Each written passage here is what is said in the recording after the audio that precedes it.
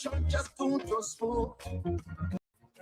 You want to get a news update, my brother, don't trust more. You want to know what is happening, my brother, don't trust more.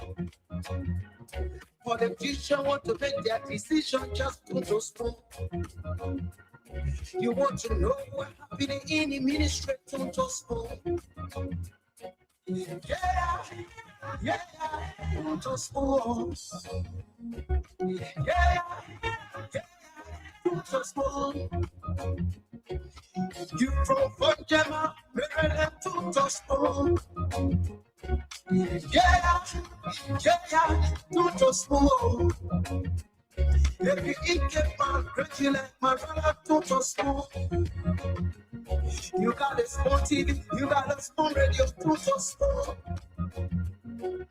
Yeah, to Tosco. You want to get a nose update to Tosco. Yeah, Rastafari. Kilibamba, kilibamba, kilibamba, kilibamba, kilibamba, kilibamba. What I want? If I if I do that,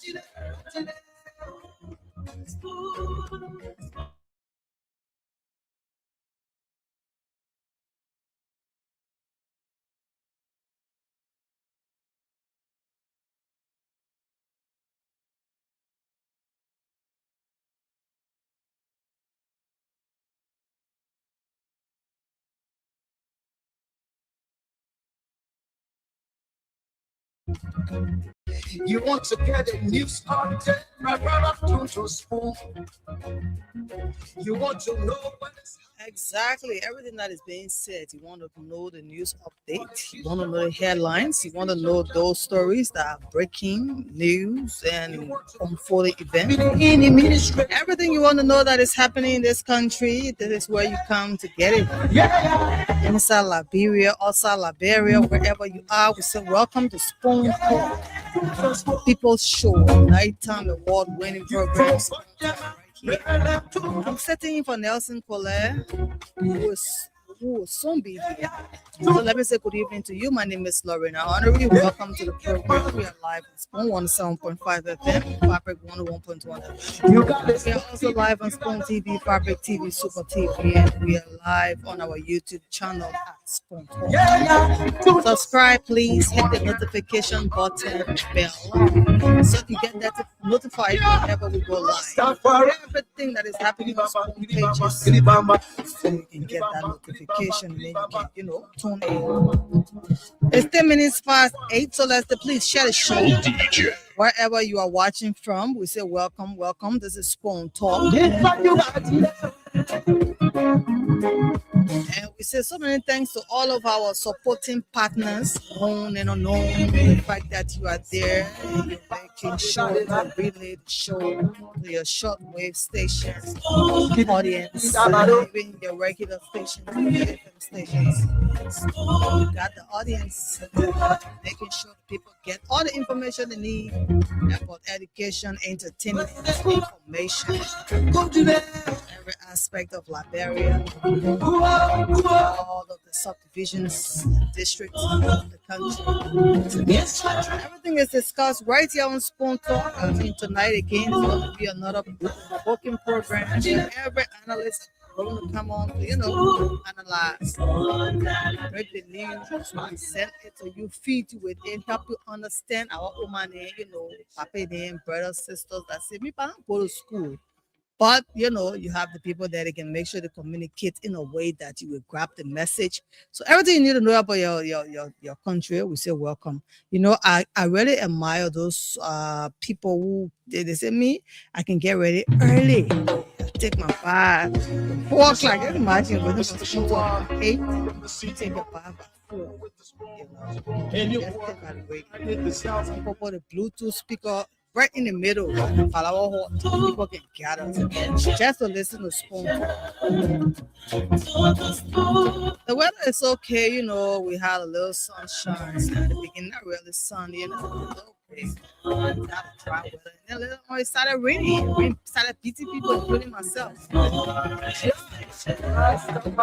It's really cold out there. And so my drivers, take your time, drive safely, including those bike drivers, motorcyclists, please beg you, save those precious lives, including your own. Make sure you are safe and secure. Be concerned about the lives of your passengers. You are in the traffic, we appreciate you. Turn it up all the way. We know you can't be on social media while you drive. You can listen to the radio. You want the 7.5, 101.3. Voice of Liberia, we appreciate you as well. You want to. So again, we say welcome to Spoon Talk. Our partners are always calling, you know, and making their own contribution. You want to open the line. You call and tell us what is on your mind. Where you calling? You want to. For those watching via social media, we are asking you to please share the show. Make sure that you know all of your social media handles are talking about Spoon Talk, and the people can come and watch all of your groups, all social media. See you doing some videos on TikTok about Spoon Talk. That is a good thing. Yeah, start doing the videos now. You know, you can be blocking while the show is going. Do that all of the time. They give you some audience too, right? You are all partners, known and unknown. They cap called podcast on Spoon Talk. So we say good evening to you wherever you are, whatever you are doing. Again, we say welcome. At the same time, we'll make sure we break some news stories, airline stories. So you right here on 107.5, 101.1. Like I said, Nelson Cola will soon be here just in a few minutes. Welcome.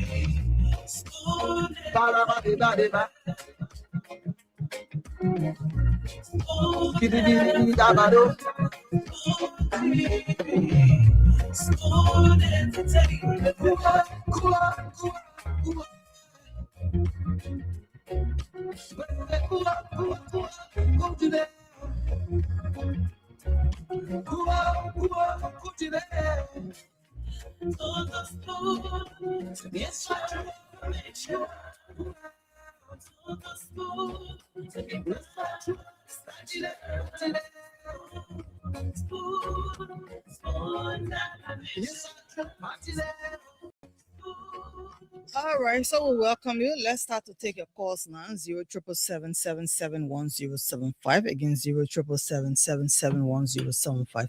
What is that thing that is on your mind you want to talk about? We say welcome, welcome. And today, different things happen in the country. Like, Liberia, our country is to receive the first 20 of up to 1,200 third country nationals transferred from the U.S. They come in here on Thursday. Senator Amara Kone invited by police to provide evidence in ongoing cocaine investigation. A woman died after alleged surgery by unlicensed practitioner, renewing concerns over medical regulation. Yeah, so we're going to be, gisting a little bit, maybe the first summary of that story, of those stories. Good evening, Lavina. Good evening. How are you? I'm fine. I'm Marina calling from Mbakle. What's your name? Marina. Marina, what is on your mind, Marina? What's on my mind to know, Lavina, it has to do with the citizen Adika. We are not getting any update. It really gave me a hard time. The few time I had problem with my SIM, I went to get it. Now he said even a voting card too. My photo erased from the voting card. I needed a person they can't hold it. But the boy can't even hold voting cards. Yeah. So the citizen had become no way to get it, Lorena. So I beg you, you may please flag it for all, yeah. All right. Thank Thank you you. so much. You're welcome. The people are concerned, the one that citizen ID card. Yo. So NIR, we are backing you, yeah. Please speed up the process so that people can get their ID cards because they want to be able to do transactions. Where they need the ID card. Not everybody get passport. 0777771075. Good evening. Good evening, Lorena. Yes, sir. You're welcome. Thank you. This is Edmund Carr, and I'm a proud member of Concerned Librarian for Justice in District 5, Missouri County. And my concern has to do with the police IG. So the police IG is telling me that they want to make sure to quiet down critical voices in the country. That's what he's telling us. Because that's what we are saying, that the fight against the cocaine is selected. Because if it was somebody else that cartel said that they are linked to drugs, but then the person come and confirm that yes, I received WhatsApp message and I also respond. Then by now that person also going to be surrounded by police, arrested, and taken to police station to provide clarity. Here is the evidence. The president's son that the cartel talk about, they are not being invited for investigation, but for Amara to make a post and run his candid opinion on national issue that is affecting our country, the police IG asking him to go to the station to provide clarity. Has he provided clarity about the senior government official? We are asking him. He said media institution receive money. And that's what we discussed today. Thank you, thank you, thank you. Thank you very much. Lorena, listen, it's a big thing today about Amara and what is about to take place. We were discussing, and that's why we came early. Lorena, whenever I see you on the show, I won't come early. That bad thing again. That bad thing that you look at me like that. Whenever I see you, and where's the other getting? Tomorrow she on, right? The one that says she wants 3,000 car. The one that says she wants 3,000 car. See you. 3,000. Listen, we got to do a GoFundMe for Rosemary. That your own. The woman say the woman says she wants 3,000 car. That's your business, right? Talk for yourself. The issue is that the woman say her husband in America say 3,000. She wants 3,000 out of there. I don't know if the husband at 50%, then somebody else might get to 50%. That 50% thing we do. What kind of man that doing 50% thing on Rosemary? Rosemary will be in trouble tomorrow, ladies and gentlemen. But I want to say to all of you, it's going to be the big show today. We're here early to discuss issue of national concern. Dama Slanger is here as well. Lorena Honoré is here. She's waiting for Nelson to go home. Again, we want to say we are great to be in your presence. We're going to be having our first segment is the ambassador, Sheikh Kouyaté. Sheikh Kouyaté is coming. The man you see, Sheikh Mustafa Kouyaté. Wow. The ambassador is coming here, but man, he's in the back. He's ready to rock and roll. We also want to be discussing this MRI issue. So, Gregory Coleman, my friend, that sometimes we good and sometimes we bad. What's the thing about me that I can't let friendship thing and it's hard to connect friends. So I was saying to Jeremy Pierre today, I said, my man, I try my best, but I can't keep friends. You know, it's hard for me. It's hard for me to keep friends. You know, I don't know. Damn. But anyway, now we'll leave Jeremy Pierre alone. They make it give me hard time. Jeremy Pierre said nobody to call. He will call me 24/7. I don't know for what. I don't know for what. Jeremy Pierre will give me. You tell him to leave me alone. I'm begging you. Don't tell Jeremy to leave me alone, please. And that I think that's a fact. Like, I'll be very clear. Next time he call me, I will block him internally. I will. But let's get back to Gregory Coleman. So Gregory Coleman sent a letter. We'll display the letter. We'll talk about this to Amara Kwane. I think you get the letter. I think it's about time you put it on our page, right? Let everybody. I think it's out there already because how you call him? Yeke sent me the letter, so it's out there. Once Yeke sends something, I mean that you're out there. Yeke send you anything, you know that are public information. So again, I'm just thinking though, what do I want from Amara? Lorena, I read the letter over and over, but I'm thinking in myself, damn. So where you want from America? Then I'm looking at some picture. I see Jefferson Chelsea on senior bench, on personal bench. But anyway, not nothing. They got about Jefferson Chelsea is on senior bench. Then the man says, stand again, laugh. What have I done to Jefferson Chelsea? Not me sue you. Then you talking about stand again, laugh. But anyway, my own Oma, my Mary, your take note. The people say my Mary is clear of all sordid rights issue. They got no crime. This government said they got nothing against, nothing on my Mary, nothing on my Mary. Can you imagine? My own Oma, I call her. I said, my Mary, why are you? My Mary said, fasting. Anytime I call the Oma, she can call Spain crew. Damn. I don't know. She said, if I go to Labrador, she will pepper me. People that me, my Mary will pepper me. When I'm picking at Italian, you say pepper me. But anytime I call her Oma, she will be speaking Sunday crew, she can speak. I don't even understand it. But again, the government clear her. She gave her clear paper. No, listen. They even gave her money, her bond money. Whatever she paid them, they gave it to her by the court order and send it back to her. So my Mary clear. My Mary not on the rest investigation no more. If you want to find my Mary, go to LDC, go find her. That's where she is. That's where she operating from. So my Mary clear. We'll talk about my Mary, right? We'll talk about Amara Corner and the letter he received from Gregory Coleman. Amara Corner posted. We're going to talk about Jefferson Chelsea small because you know that I'm a picking. We got to talk about him small. You know, you remember the judge? That judge was appointed by, I think, by President Bouaka. He's a magistrate, I think. He's a magistrate. He was appointed by President Bouaka. Not Bouaka or George Manawia. They call him Baku. But the whole Jefferson Chelsea in contempt. I look at the man picture, I look at the man video, and the man said he want to go eat. They say, my man, you can't go eat right now. You are on a senior bench, you can't leave. The man said, but I gotta go eat. They allowed the judge to stand for him. His own lawyer to stand for him. Just for him to go eat. But anyway, my man, we're talking. What else we get? There's nothing new on Sekou Doucouré. That thing, you know, they're feeling that nothing new, you know. And we got Chef Kouyaté coming up. Yeah, Sekou Doucouré, nothing new. That thing was just right. And I don't think we need to waste our time on that. You know, anybody that want to carry is up to them. We're not going to waste our time on it. But one thing I want to say though, the ambassador, once an ambassador, always an ambassador, right? Damo? I don't hear you about what kind of location you joining us from? Spoon relocated? No, what kind of man is so? But Spoon relocated?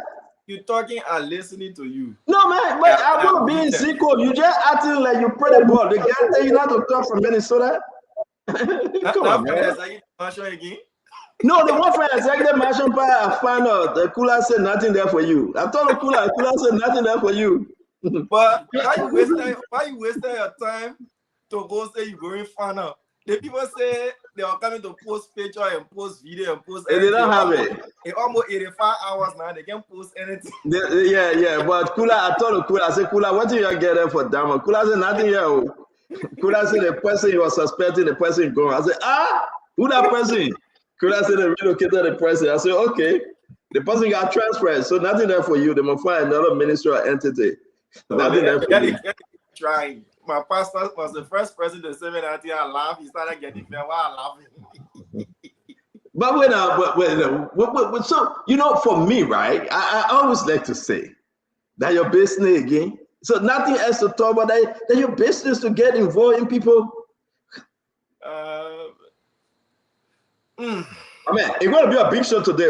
The ambassador Kouyaté, it's going to be a big show today, right? We got a few more minutes. We'll bring the ambassador on. But Damon, you and Lorena, tell me what is trending in the country right now. The Liberian people want to know. I know you're doing your Spoon News. Your Spoon News is nothing compared to Spoon Talk.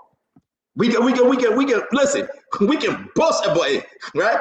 Your Spoon News, that Channel 3 news, and you know that community local news. We are talking about international front. No. BBC World Service focus on Africa. That's what we're talking about here. Let me know what you doing again. Trying to tell me how big I put him on your Spoon News. Yeah, your Spoon News are nothing. Your spoon news that is something you have to be carrying. That is local news there. Kudos to the Spoon News crew. You guys are doing a wonderful job, Lorena. Even if I'm not. Oh, story that you'll be running away. Oh, see, I have a souvenir from the Prophet I'm waiting Key. for my bonus, Tamo. From the Prophet Key story, I got a piece of the cow too, but I left it in the car. Where is it? Let me go for it. Yeah. In the belly? Dama is not in that building. You go for Dama, you get tired. Dama in that building. But I want to say, it's going to be a beautiful show today. Just share the show. You know, whenever I come on early, it's going to be a wonderful show today. I want to say to you, we also are speaking.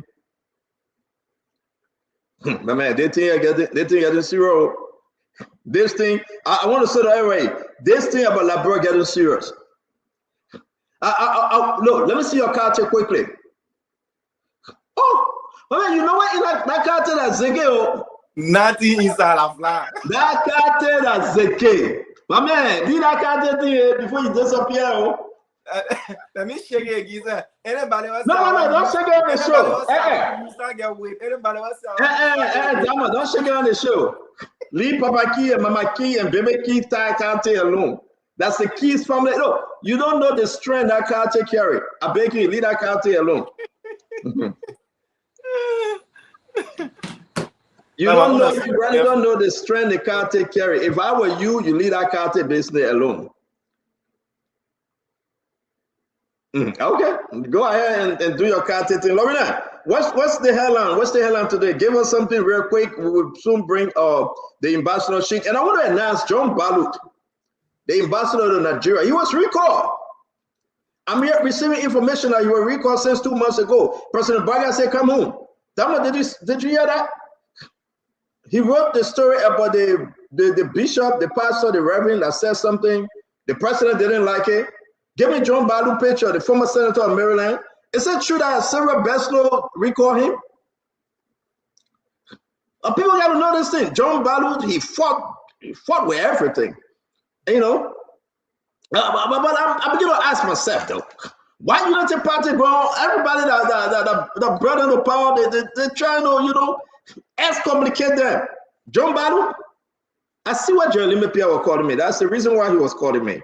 I just got his text message. Yeah. So John Balu, they recall him from Nigeria. I mean, Francois, you heard that? Beno Sudan. Oh, the woman I need Beno Sudan. Hey, God.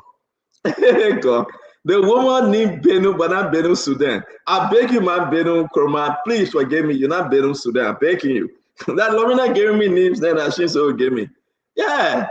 The woman, look at Judy Harris. How you doing, Judy Harris? It's good to see you. Frank Howard is here in the house. Laura, what are you doing to the thing again? You're giving me echo. Malay Kadi, didn't even look like the woman I get. The woman I get that also working with Front Page Africa. Is it Kadi? Anyway, let me leave her alone. I don't know her. Frank Howard is here. Ambrose Darius Kennedy is in the house. Ambrose Darius is in the house. We got Ambassador Daniel Davis here as well. Charleston Taylor, welcome to the show. Russell, my people, you can see Russell Dwyer from all the way Grand Judah. He's here watching. Russell is here. John Gore, yes, again, the Honorable Cooper Craft Jr. is in the house. Barry White is here as well, man. And we're going to say Collie Patrick is standing by. The name is Julius Bagnon. Where are you joining us from? Mr. Kane is in the house. Patrick Cody, sir, we call your name Wiki is here as well. Ishmael is here. Tommy Doe, Winston Brown Jr. Winston S. Brown Jr. is here. My friend and my brother Tipos PK Dempster is here, joining us from somewhere I don't know. Momo Onase Zoka is here. I see Kanyo Bala coming for the first time. Cody is here as well. Ayoba Passaway is in the house. Let's welcome Aliu S. Kamara, my people. Talk to Aliu Kamara for us. The name is Charming. Charming is here. The Honorable Emily Daniel. Look, when I call your name, you got to share. If you don't share, we'll deactivate you. That one with black anybody. Like, no, seriously. I'm going on people's Facebook pages right now. If you refuse to share on Facebook or YouTube, I'll block you. Then people gotta be subscribing to the show. You think that's what we do every day? No, you gotta pull the cash out and tell people to pay only $5 and see how many people will pay. Fee was sharing the program. They have to share the show. You gotta share, yeah. If you don't share, we will block you. You guys gotta start subscribing to the show and doing something. This is the evening prime time. Spoon Talk is back, my people. We got Russell D12. Russell, what you talking about? Russell, what you gonna talk about? You gotta contribute. You're going from Sano Conte. Where's Sano Conte, man? Richie Harris. Richie Harris is here.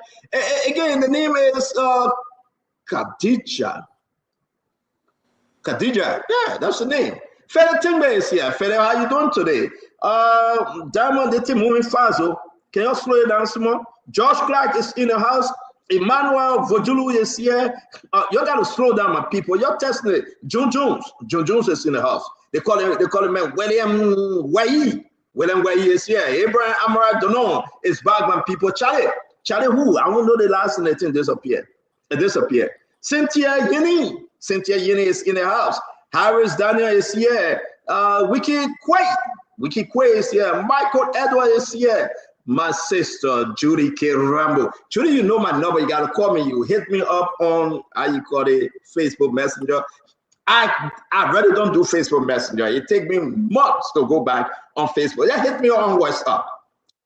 Please hit me on WhatsApp. You put anything on Facebook Messenger, Judy, I don't see it. After 1 month, I go there, it's plenty. I just delete. But again, Kazuru is the name. They call him, man, the CDC Peking. CDC Peking is here. Ambassador George Kadu is here. Sheikh Kafumba Donzo is in the house. Who else we get over there? Ansu Alahaji. Ansu Alahaji is here. Adolphus is here. Anthony Zuo is here. So we want to welcome all of you. Go on your Facebook page right now. As I call your name, you got to share. If you don't share, we'll block you. No, Bobby's in why I'm serious. Bobby, I'm watching your Facebook page right now.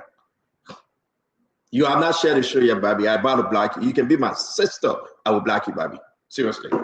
You know I love you, but I will block you. You can't do that. Brother D Peabody, hey, my own cousin Brother D is here. Brother D, you share that shit, Brother D, I will block you. Seriously, cuz. You have called me 3 times, I refuse to answer you. I mean, my cousin can call me. Yo, damn, the woman can call me, and I'm not going to answer. How you call me back to back? My own cousin, she just called me over and over. Then if I answer, she will come my way. I attend family meetings, so she can want to get you the update from the meetings. No. I told her, say, if you call me, let our family talk. The woman won't talk politics. As soon as she get into politics, I'm gone. Yeah. So where you get one talk politics? You want to discuss politics with family? You want to discuss it? No. First you will start. Look, Lorena. They must say, how you doing? How they children? Da. You get into this, right, Damo? Boom. Yeah. She get into politics. So as you get politics, I say, oh, I gotta go. Because when you finish doing the 3-4 hour politics, yeah, Damo, you leave the show. You won't hear nothing about politics again. I don't know if you can experience it. Yeah. It gave me a headache.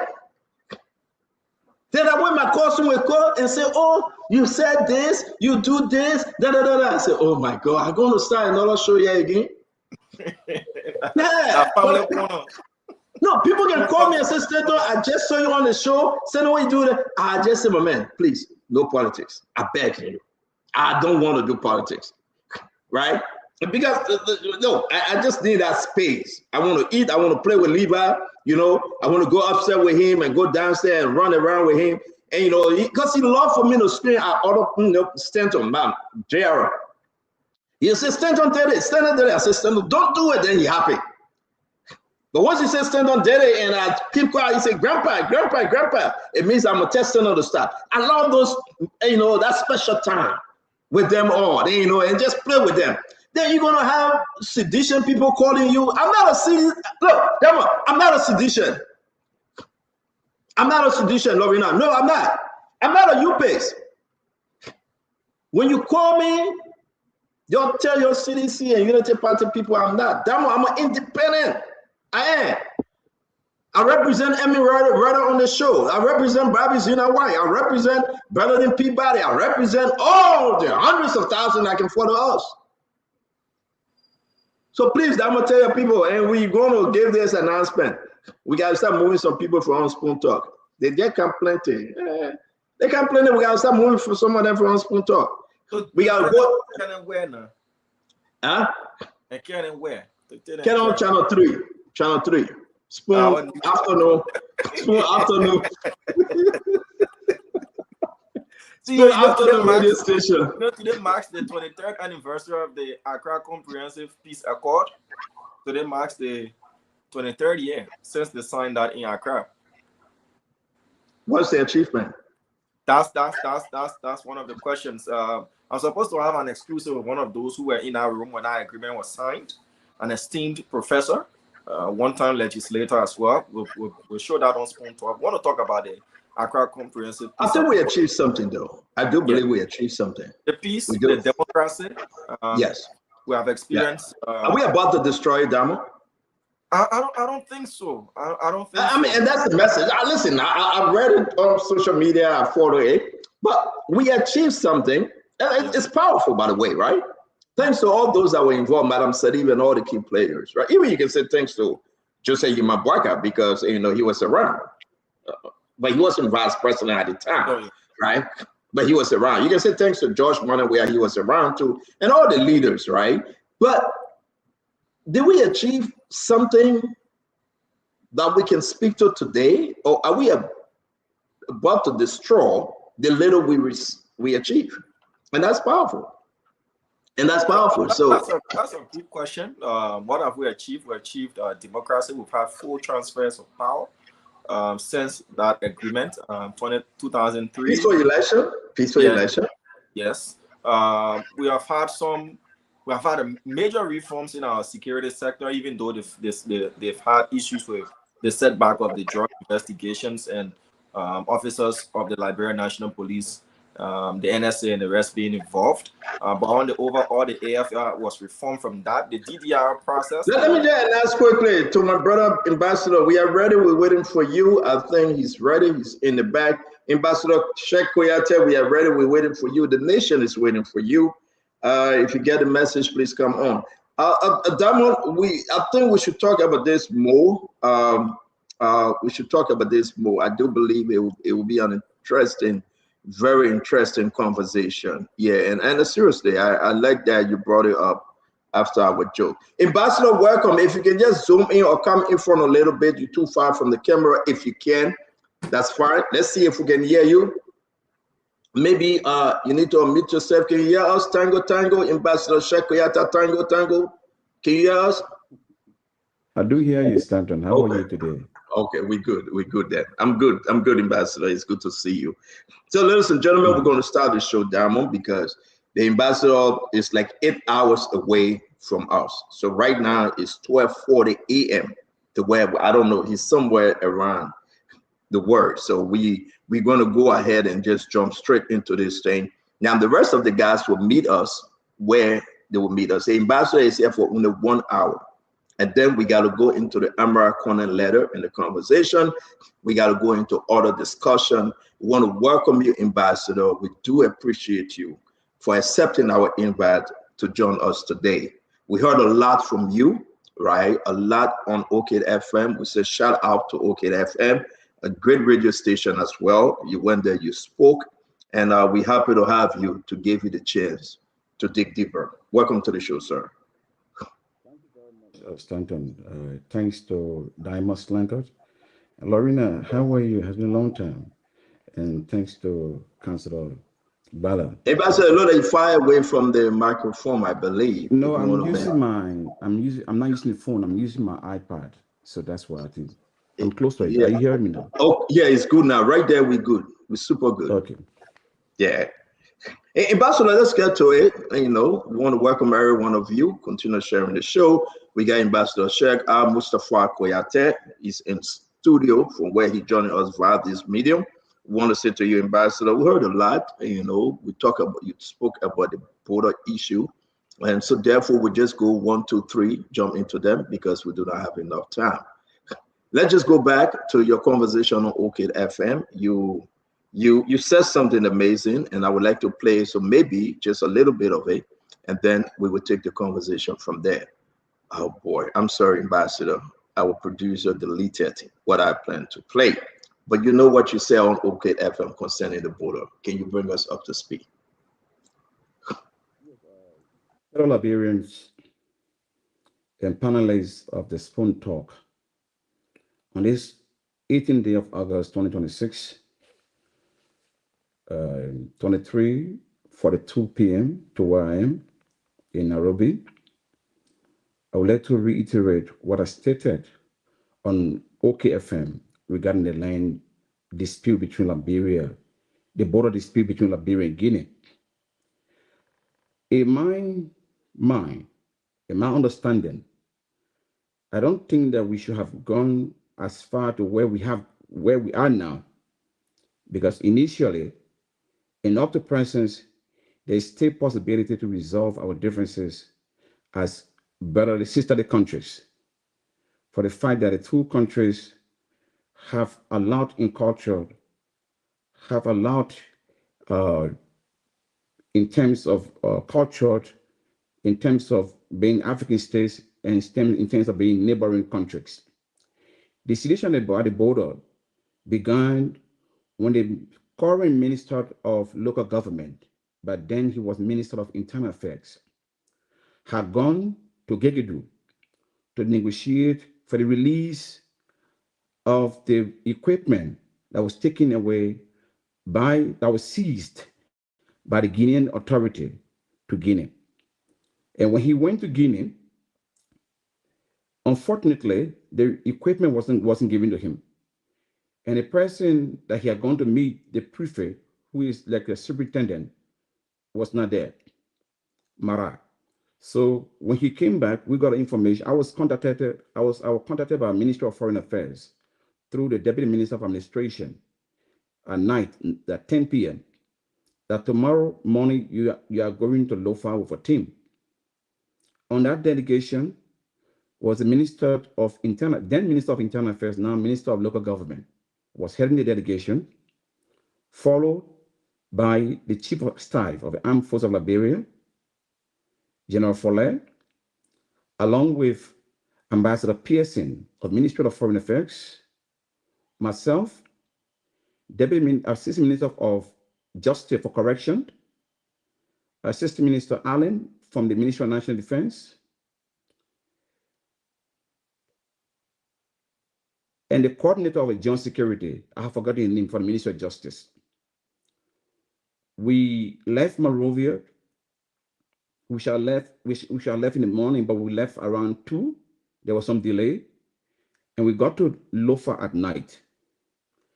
The following day in the morning, we traveled to the border from Foya. We slept in Foya. The following day by 9 a.m., we traveled to the border. When we got to the border, we sat on a palava hut very close to the riverbank. But that palava hut was of the flag of Liberia there. Then they called the Joint Security Commander, who is an immigration officer, to come and brief the team. The immigration officer had on white t-shirt and a khaki trouser. When he began to explain to us about what happened when the Guineans crossed to Liberia, then I asked him a question. Why did they cross to come to our side? He said, because we moved the flag from where it was and bring it forward. That's the reason why they came. So immediately I said to the Minister of Internal Affairs, I asked him, who sent you? And he stated the commissioner. When he said the commissioner, everyone was there, and I said to the Minister of Internal Affairs, then Minister of Internal Affairs, that this statement this guy is making, are you aware that we moved flag from one location? The superintendent of Lofa County was there. He immediately responded, Ambassador, this is not what we are here for. Then they told the gentleman, if you're not well dressed, you should leave. He was not in uniform. So he said, you can't be John Security briefing us, you're not well dressed. So everybody, everyone then talked to him like that. Then for one thing or another, the Minister of Internal Affairs, then Minister of Internal Affairs, now local government minister, made communication to the Guinean Minister of Administration and Territorial, the same as Minister of Interior. When he called, the guy was speaking French. So the minister asked me to interpret to him, to answer the phone and respond to the gentleman. So when I responded to the call, a minister was saying that we just arrived in Gikudu. We are sending we're sending convoy to you people to receive you at the border. So I communicated that to the minister. The minister said, no problem, I'm waiting for you. While waiting, there was a group of people that came across from the border that were involved initially. They are from the Guinea side. Also, they have very good relationship with the community on the Liberian side. So they came out to say that the minister, there's no need for us to go there, we should discuss it, here. So I said to the minister, they said we should discuss it there. They were speaking Kisti. I don't understand what all they were saying actually. But what he said in English was that you can resolve this thing here. So in short, we went to Guinea. We went to Guinea side, the chief of staff with 2 or 3 of his bodyguards, the joint security commander, the police commander, and the entire team that left from Monrovia were all crossed. With some elders from Solomba border, they also crossed along with us. So we went there, we had a meeting at a superintendent office.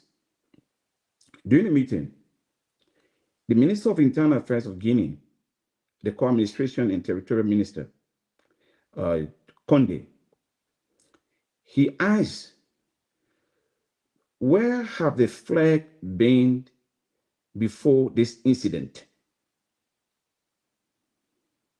The minister was the only person responding to the question, responding to the minister of Guinean authority. And he stated the location where it was. Then the minister asked him, why did you move the flag from where it had been and brought it further? So the minister tried to bring about tradition, about cause in the nephew or something based. He said, listen to me. From President Doutam, Topmantan, Topatan, Samarkand Doutam, Charles Doutam, he called all the former presidents, including former President Weah, and he said, now, why this? You didn't do it at this time, but now you choose to remove the flag this time around. So the Guinean minister said that they cannot discuss anything with us until we remove the flag from where we place it and carry it back to where it had been. During that, then the minister requested that we should also request about the equipment. The Guinean authority said that they will verify the equipment. If it is not a money equipment, if it is only for sand, they will give it to the Liberian authority. But if the equipment is meant for money, they will not give it to us. So in short, we went in this prefect office as a team to have a meeting and come back to respond to the Guinean authority. We went in there to have a meeting. The minister asked me, Ambassador, what do you think?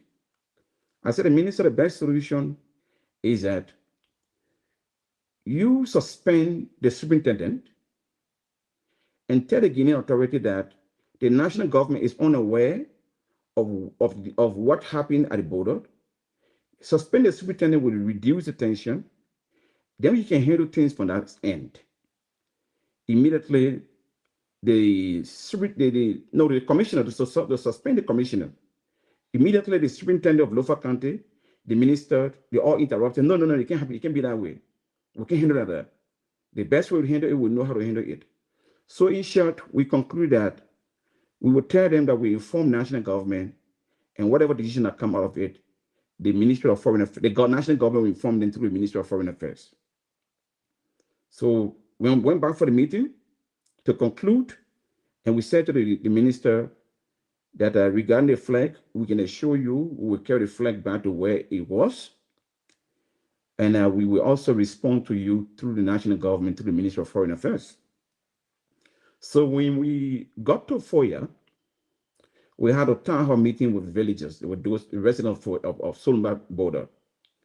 During our meeting, the minister was addressing the people in Kisi because of language barrier. Most of them don't understand English. So he spoke to the English in Kisi, and after everything, he said that they will remove the flag. But we actually left the flag to that same location. We drove. We went to Foya town. We slept. In the morning, we were going. On our way back to Monrovia, approaching Bon County, I received a call from the minister. He said, Ambassador, the people have done it, they have crossed, the soldiers have crossed to Labrador side. I said, how, Chief? He said, they have crossed. I said, but I will remove the flag, we carry it back to the police. They said, yes, but they have crossed to our side. So he said, can you call the superintendent in Gekidu? I called the superintendent, I couldn't get him, so I called the governor of that reside in Zedekore, because we met all of them there during a meeting and they shared their contact with us. So he said that he's not aware what's happening, but that he will inquire. So I called the minister. I said, Minister, because he was in his car, I was in the assistant minister for defense car, Allen, John Allen. I think his name is Charlie Allen, something like that. So in short, we got to Monrovia.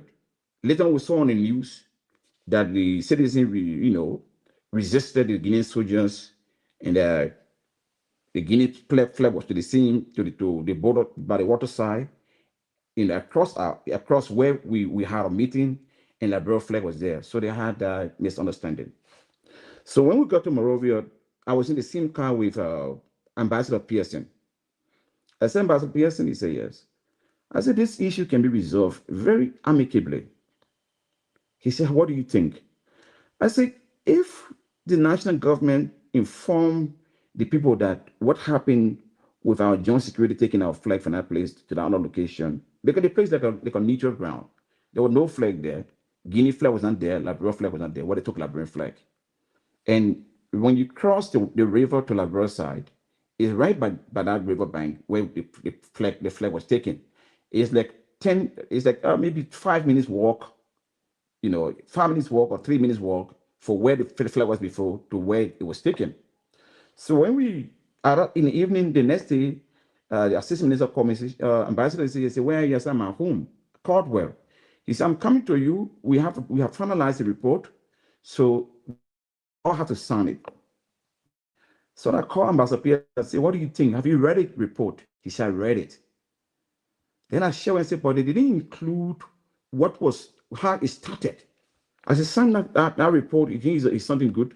He said, Ambassador, I cannot say anything, but let me think about it. So Ambassador Allen called me from a location, and I told him that I had left my house. I was going elsewhere. Later on, I told him that I was not available to sign. The following week, that happened the weekend. On a Monday or Tuesday, I went to Minister of Foreign Affairs and meet Ambassador Pearson. And I said to him that we briefed the Minister of Foreign Affairs about what happened. He said, because we all agreed that we should allow the central government to respond to the authority. He said, I have spoken to her, briefed her, but I think it's also better for yourself to go and brief her. So I went and met the Minister of Foreign Affairs. I said, Madam Minister, he said, how was it? I said, it was fine, but the situation at the border can be resolved if we do the right thing. She said, what is that? I said, I asked the Minister of Internal Affairs that the gentleman who ordered the Joint Security Commander, the immigration officer, to move a flag for where it had been to the new location close to the river bank, that he should suspend the commissioner and write the Guinean, inform the Guinean authority that the national government is unaware of what happened. She said, we said that to them. I said, yeah, I said it. He said, what did they say? I said, nobody listened to me. So she said, what you do, I advise you go and inform the president. Immediately, I left. I went to the president's house. When a few minutes, I was able to meet with the president. And I said to the president, Mr. President, the report I was giving to you, I didn't sign. He said, why didn't you sign? I said, the reason why I didn't sign is that information that was placed in our report was not complete. He said, what was not in the report? I said, the genesis, what led to the people crossing to us, or what led to the commotion, was not mentioned in that document. And he said, what led to it? I said, the Minister of Internal Affairs, when he crossed, that's exactly what I said. I said, when he crossed from Guinea, because you couldn't get equipment, the mining equipment. He couldn't get it from the Guinea authority. He gave order. I said to the president that he gave order to the commissioner, and the commissioner ordered the Joint Security Commander to move the flag from where it was and carry forward in front. That's why brought the problem. The president said, but I'm not aware of that. I said, yeah, that's exactly what happened. After 2 weeks, I received a letter from the Ministry of State that the president had instructed that I should give a statement to the Ministry of Justice. Later on, I received a communication to the Ministry of Justice to make a statement. When I went to the Ministry of Justice, I was to meet with the Deputy Minister, but then he had traveled. The Joint Security Command, the Joint Security Coordinator, he's from the Ministry of Justice too, was the one there with an officer from immigration, and another gentleman from the Armed Forces of Liberia. During our meeting at the Ministry of Justice, I wrote the same statement as I said here, like I said on OKFM, and I said to them that the president instructed that I should forward the report. I hope the report will be done in the soonest possible time. But in 2 months' time, if people do not publish a report, whenever I'm contacted, I will publicly say exactly what happened. Then they laugh about it. They say, no, we will send a report to the president as soon as possible. So to my utmost surprise, I thought that the president was already aware, or the report was already published to Liberian people. So when I was on OKFM, I was invited to discuss about African people movement, Pan-African continental movement. Then a question came about that border issue. And I explained exactly what I just said. That the Minister of Local Government, then Minister of Internal Affairs, was the one who instructed the commissioner to do the act. The reason why I said the minister said it, because the minister refused to take action on the commissioner, which could have resolved or reduced the tension or resolved the situation at the early age. The reason why we have reached where we are now is because of a refusal to take action, and that was an indication that he instructed the people. And besides, there's also a video recording. There was a radio station. The minister said nobody should do recording, only that gentleman. And the Minister of Internal Affairs does have that recording. And I believe that if he wants to prove me wrong, he can prove the recording. And this information I'm giving now to the public is not information to say I'm undermining the government. It's information to strengthen our relationship as two sisterly countries. It's information providing for Liberian people to understand we must do everything possible to depoliticize our nation, to see how we can stand with truth to move our country forward. This is exactly what I said at OKFM. This is exactly what I said to the President, His Excellency, Joseph Nyimabuaka. This is why I also said to the Prime Minister. This is also what I also said to the Ministry of Justice and the Joint Security. So thank you very much. And I know we're going to get a jam full house. We got a lot running through, but we appreciate you, Ambassador, for coming on tonight. Why are you speaking now? I'm not speaking now because I want to speak. I'm speaking now because I felt that that information was already with the public. And I was surprised to know that it was a breaking news. To me, it was not a breaking news because that information was shared with the state. When we came, I didn't just talk about it to the Minister of Internal Affairs or the team that went there. I shared it with the Minister of Foreign Affairs. I didn't stop there. I shared with the President. The President instructed the Ministry of Justice to also gather information from me, and which I did. And I didn't even stop there. Before even going to the Ministry of Justice, I met with the National Security Prince C. Johnson, and I told him, I said, General, he said, I said, the situation on the border, this is exactly what happened. And I think because when I shared that with him, I also share with him. All those I could share the information where I share with them. because I felt that we had a chance to resolve it. It was easily resolved, and it can still be resolved if we want to So, resolve it. so let me But you let run cannot. through this. Yeah, Ambassador, listen, look, well, people are playing what you said, and they will continue to play this. Let's just get to it. Everyone here have questions to ask. We're going to ask our question on the border. We get two major conversations today. Guinea bringing trucks to Liberia. We want to know on which intervention. We'll talk about the borders and other stuff. Again, guys, please be pointed with your question because we got but a few minutes with the ambassador. In simple terms, Ambassador Koyate, who bear the most responsibility about what happened at the border? Who responsible? The Minister of Local Government. And you are saying Minister of Local Government, Francis Nyomali? Nyomali. Minister Francis Nyomali should be here responsible for what happened. I've said it to him in person. I said it to him in Conakry. So I said it to him in Foya. I said it to him. Him, and you told the president that he should be held responsible? I said that to the president. Why do you think? And I said it to the Minister of Foreign Affairs also. And why do you think nothing has been done? My job as a public official at the time was to inform the state about what happened. We were not sent there just to go as spectators. We were sent there to get the fundings. And when we got the fundings, I was able, with my proximity to the presidency, I was able to share with the president. I was able to share with the Minister of Foreign Affairs. I was able to disagree with the Minister of Internal Affairs on the trip and informing what should have been done. And the Chief of Staff, would also tell you that I sell it. All of those who were there, they would say that Ambassador Sheikh Kouyaté stated this in Lofa. Even when we left Lofa, when we got to Bon Country where we had the Harash, I also informed, reminded the minister what should have been done. All right, so quickly, my last question. We'll bring Yeke and my brother Kanyo is here. We'll bring Kanyo, then we'll go to Yeke.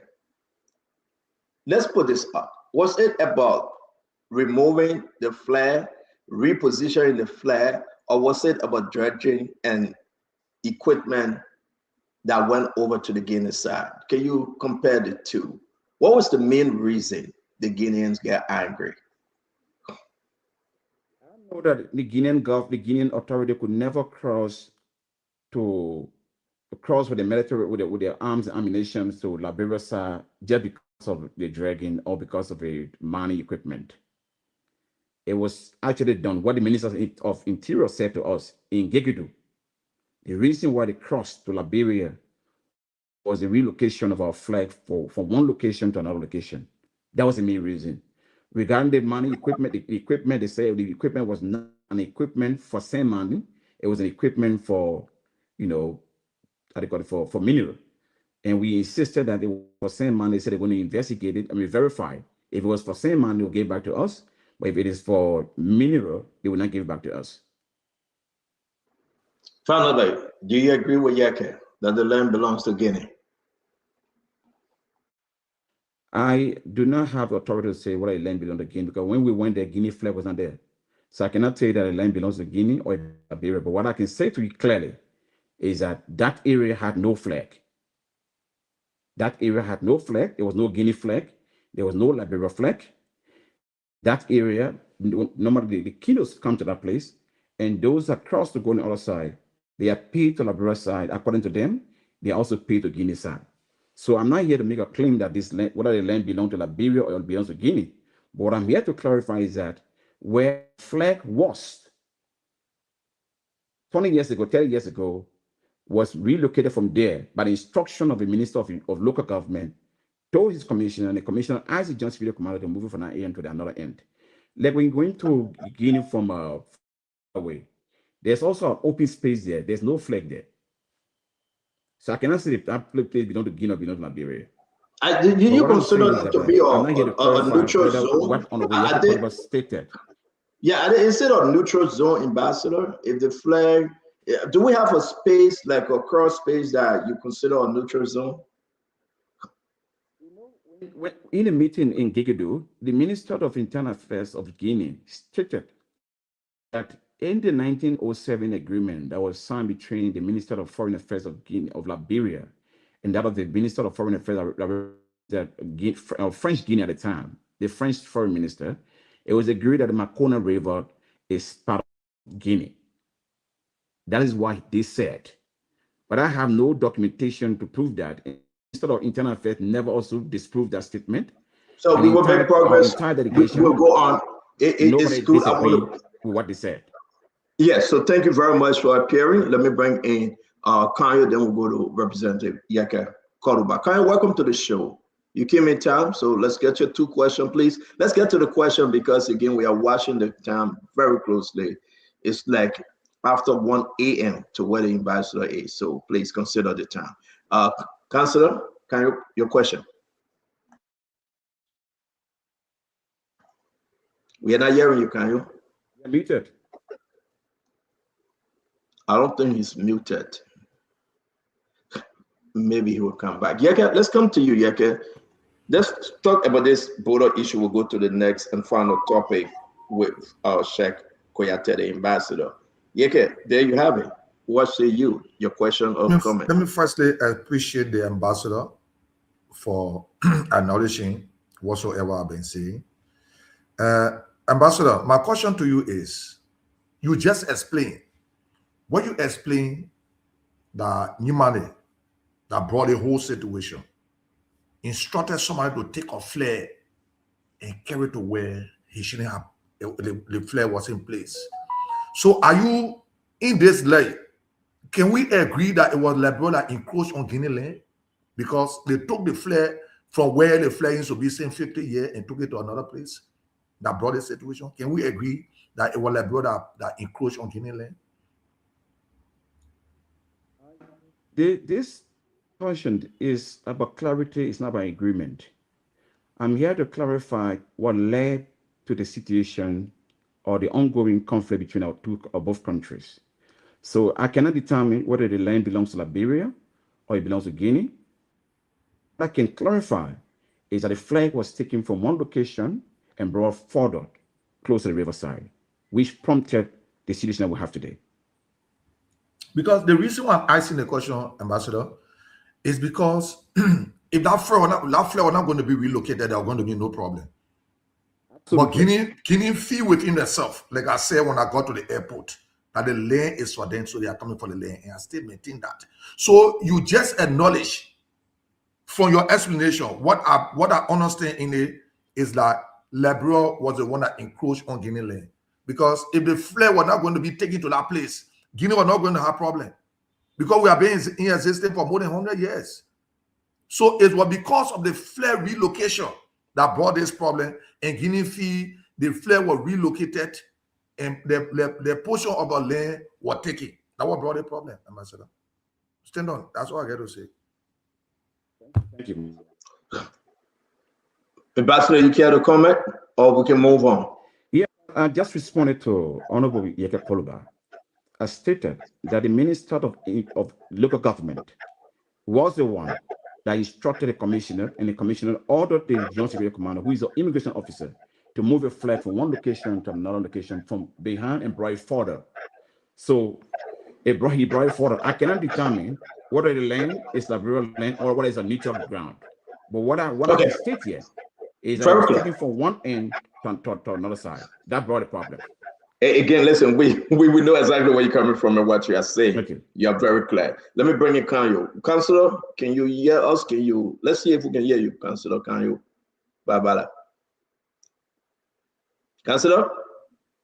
All right, I'm going to go ahead and bring in my friend and brother, Bangura. Welcome to the show, Bangura.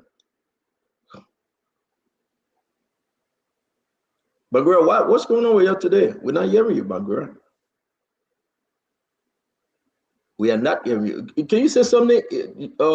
Fadiga, can you say something? You getting me? Yeah. Are you hearing me? Yeah, I can hear you. Bangura, we're not hearing you. You want to go out and come back? I don't know what's going on. Can you hear me? I can hear you, Jacob. Emmanuel, can you say something? Yes, I can. Yes. Good. Bangura, only you, we are not hearing, my brother. Go out and come back. Maybe you will, yeah, go come back. Let me bring you in, Dr. George, Emmanuel George, let's hear you. Good evening, Sheikh. Good to see you again. Assalamu alaikum. My dear brother, how are you, Mr. George? I'm doing fine, my brother. I'm interested in timelines, and sorry I came on the show late, so you may have said this, but I heard you stating clearly that you informed the president of the situation on the border. You informed him that the current minister of local government should be held responsible. So the president is fully informed. Can you tell us what timeline, what time did you tell the president about who hold the highest responsibility in with this Guinea border saga? Came from the mission. I think I have to check my phone to know the date where we actually went there. But when we came from the mission, it was less than a week when I went to the president and explained to him. Less than a week. Yeah. It was less than a week. Okay. Because yes. This, do you think it was before or after the president renominated the local government minister? It was when he was reappointed. Before confirmation. Let me check when we went to that place. 1 minute, please. I want to be exact. Okay. And I will end with: Did you inform? And you were in an ambassadorial capacity, so you may not have. But during the confirmation, was there any way that you informed the Senate committee that John was not to inform the Senate committee. I was working under the presidency. My job was to inform His Excellency. I couldn't go beyond that, and wish I did. I totally agree with you, but you can confirm that the president was aware of this situation before he renominated or the minister. Thank you. Okay. So it's very important. Again, thank you very much. March 7.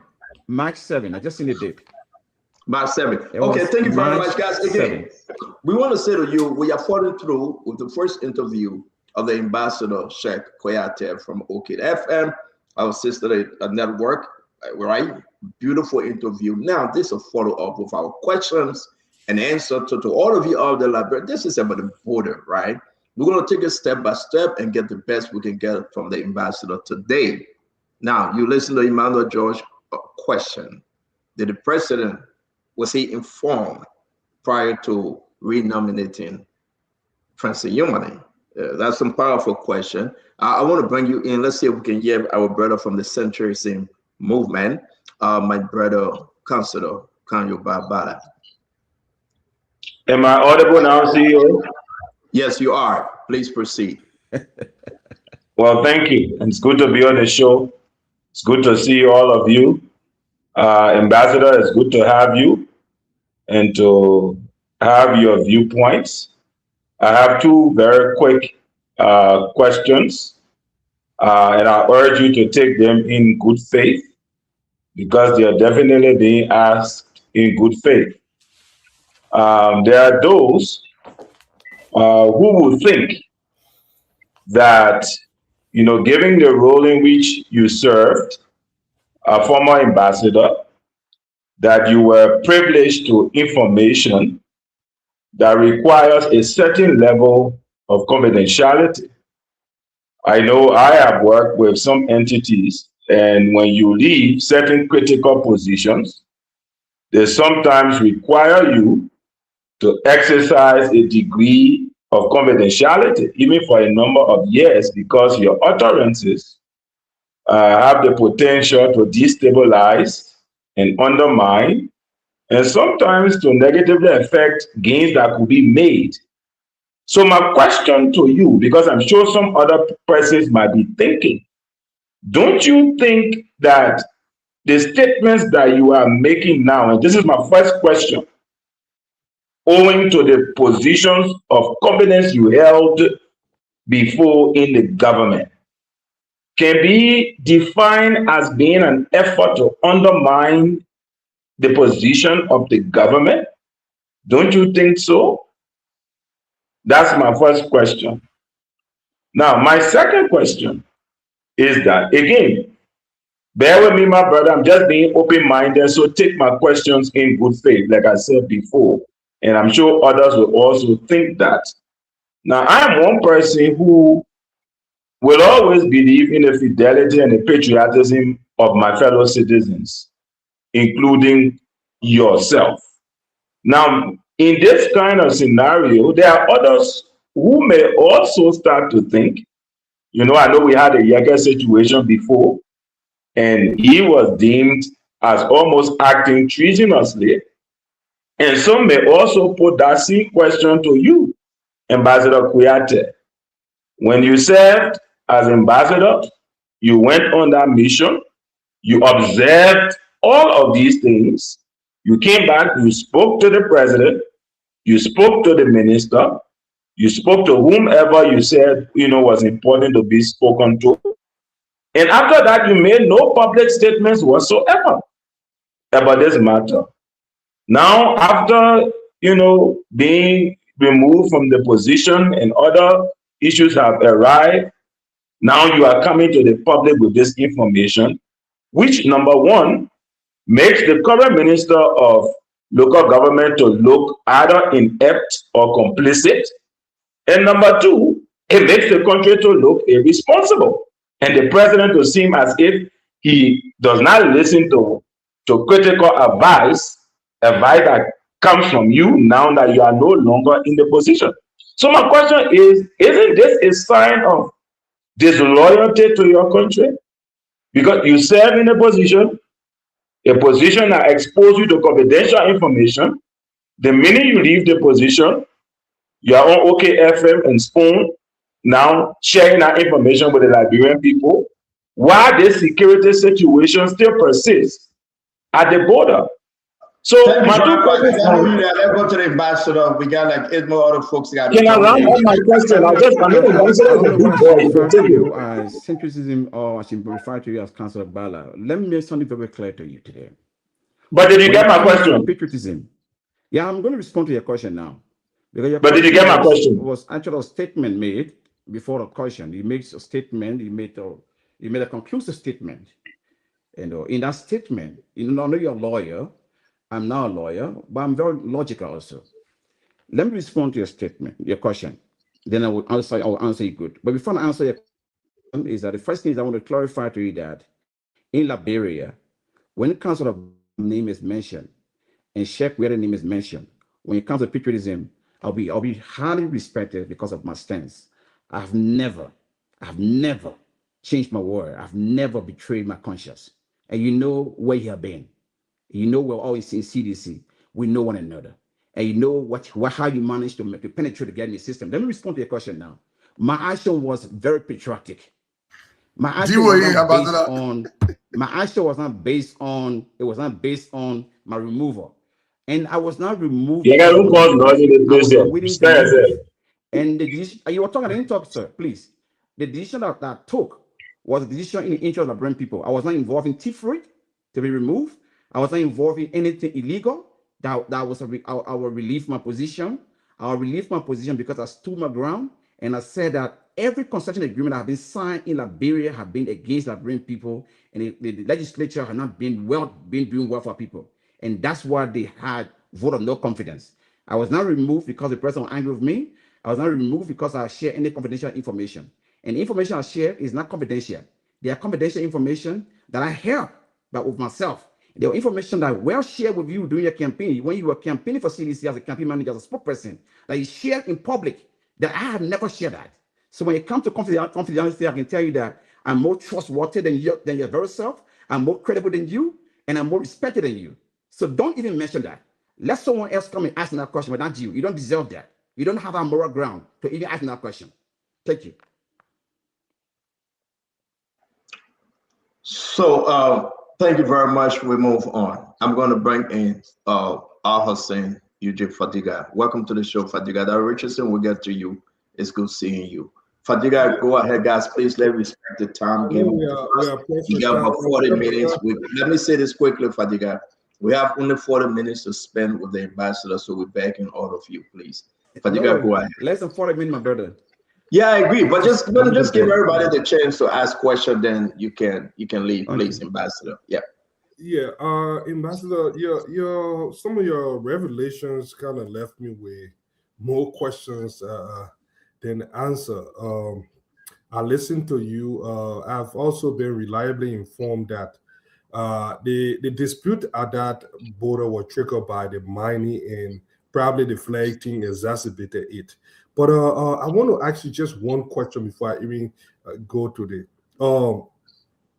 Do you have any evidence, like documented or report, indicating that the Minister of Local Government actually ordered that flag to be moved? And because right now it's just I was not. Yes, I do not have a written document, but I have people who are alive who were all there, and they were present during that meeting.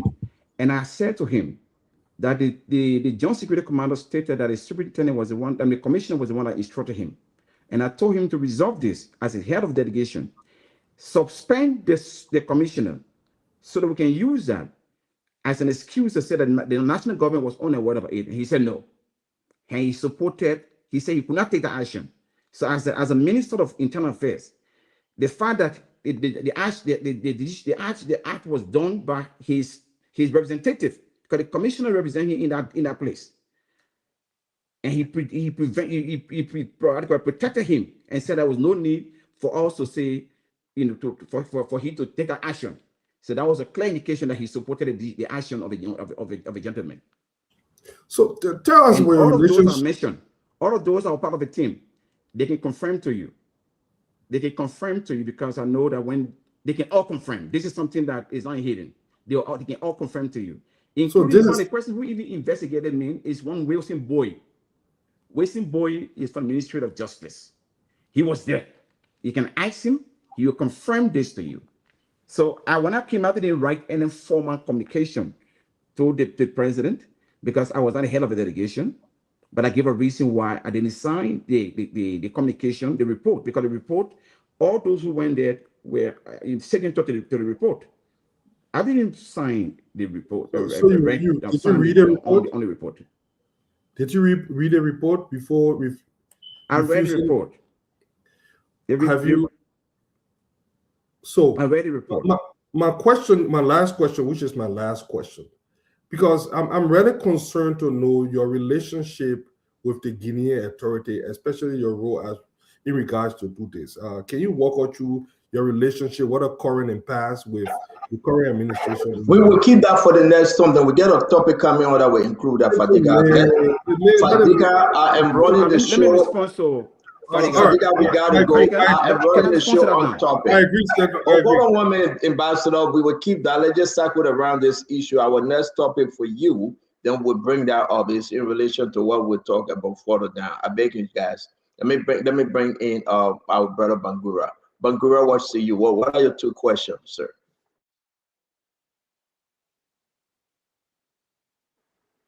No, sir, we are not hearing you, Bangura.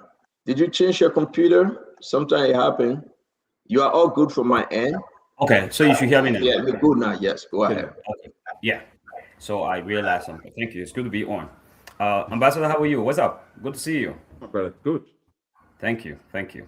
I have many questions, but I will select two for you. Kindly bring me up to speed. We watched a video of some heroic young Liberians in Lufa. We saw them. They were jubilantly and majestically hoisting the Liberian flag. And the context was that flag of Liberia had been brought down, or allegedly brought down, correct me if I'm wrong, by somebody out of the Guineans. And these young people insisted that that is not going to be possible. They went on to hoist the flag. That day, I can recall, across the aisle, a lot of posts came up on Facebook commending the bravery, the nationalism, and the heroism of those young Liberians. So please give me a context. if you're arguing that Liberia encroached on Guinean property, here in the video we see young Liberian youth going and rehosting the Liberian flag. So please give me a context of what was happening. Let me make a clarification, Honorable Bangura. I never said that Liberia occupied Guinea land. I just spoke now, and you are about 7 on this platform, or 8. I said that the flag was removed from where it had been and brought further closer to the riverbank. And Honorable Yekek asked me, did Liberia take Guinea land or not? I said, I cannot make a clarification because where the flag was placed, there was no Guinea flag there. So that the question you're asking, I don't know where you come with that question, but it's a very good.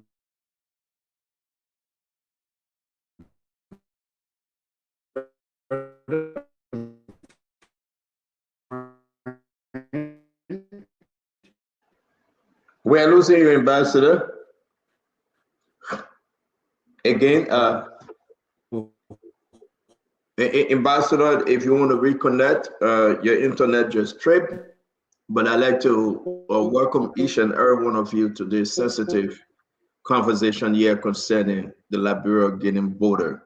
It's very important to hear from the ambassador as he makes his case that this was done by and only by the local government, local minister Francis Yumali. Again, but a lot of stuff before the ambassador get back to us, I want to say though, if you follow in this thing, Emmanuel, I'm coming back to you. Whenever the ambassador come back, we'll hear from you, Bangura, that this was told to President Barker. Then this is a key. The ambassador said, let me hear. I told the president, I told the justice minister, I told the foreign minister, I told the NSA director, I told this person, I told that person. But then you ask the question, if the president were told that this is all Francis Yumali fought, why the president renominated Francis Yumali? And I think it will be a very unique one after the ambassador leaves. So I see that he's back. Let's see whether you can hear. Ambassador, you are back. Can you hear us? Can you hear us? Hello? Yeah, can you come closer and put your volume up? We are losing you, your volume. You hear me? You good now? You good? Yes, I'm closer to my iPad. You yes. are good. Do you hear me? You are good. I think you heard Bangura question. You can go ahead and answer. Yeah, Bangura, he asked one question. Which was not in place because I think he misunderstood me. That's why he asked a question like that because I never said that Liberia occupied Guinea land. And he asked a question, how was that feeling when the young people jubilated that day?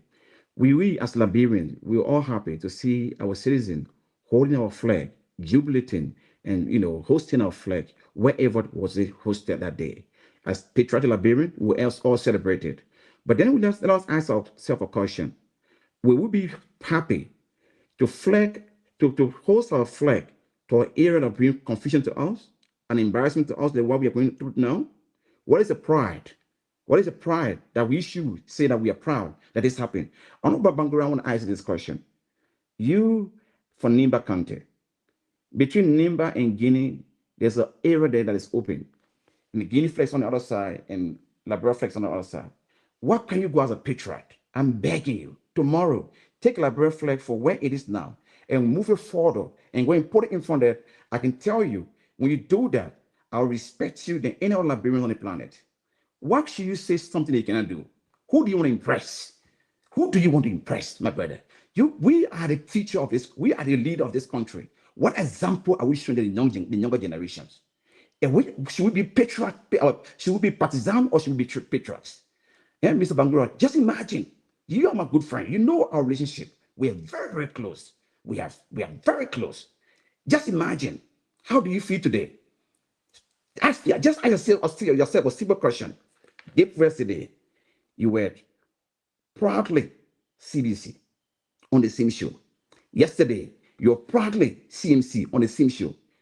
Today, you're proudly MDR on the same show. And the few years back, you're proudly MDR. You see that inconsistency? That's some patriotism. Let us be real to ourselves. Let's forget the issue of party. Let's forget the issue of taking side, ruling your opposition. Let's be realistic. What I'm saying here, I'm not saying whether somebody occupy another person's land. I'm saying what led to the dispute we have today and how to resolve it. The best way to resolve it is that we have to take responsibility, the mistake we have made, and say we make this mistake and see how we can renegotiate with our neighbors, our brothers and sisters from Guinea, and move forward. It's not a pride for us. Now you said the young people jubilated of our flag, hosting our flag. Are you proud today that that same place where the young people went and jubilated, that today your soldiers cannot even stand there, your police cannot stand there, your immigration cannot stand there, you, a patriot, Bangura, you cannot even move there? When last have you been to Lofa? Have you ever been to Foya? Have you been to that place? A patriot? How can you call yourself a patriot and you're not sincere to yourself? You gotta be very sincere. I'm very worried about Liberia's future because those are who call ourselves so-called leaders. We are not sincere to us. We are very dishonest. Bangura, you know I respect you, but I cannot accept this from you here. If you're a patriot, go to Lofa now and tell the Guinea people, leave our place. Then you're a patriot. Or go to Nimba, you take the Liberian flag and go on the other side and put our flag there. Please, man. Ambassador fire. Okay, Stanton, I think it's unfortunate that the ambassador is, I think you rehearse this script a lot, but it's not my concern. I ask you a simple question. I said we saw a video coming from Lofa. Jubilant Liberian youth were hosting the Liberian flag. People across Facebook celebrated their gallantry and heroism. Give me some context, because we see a flag being rehosted here. Who brought it down? That's what I asked about. I didn't ask about. Didn't answer the question. The first thing you said, you misinterpreted me. You stated the answer. Ambassador, if I may, I said quietly. No, I was quietly talking. No. But when I ambassador finish, we'll give you the turn to answer. Bangura, he's the guest. We'll give you the chance to answer the second question. Then you finish. Go ahead, ambassador. He says something that I've never said, that I said that Liberia took Guinea land. Don't do that politics with me. The young people are jubilating. I was very proud to see young Liberians hosting our flag wherever it was at a time, jubilating. We all clap for them. But now I'm asking you now, we clapped yesterday for the young people. Who should protect our border? State security or the civilians?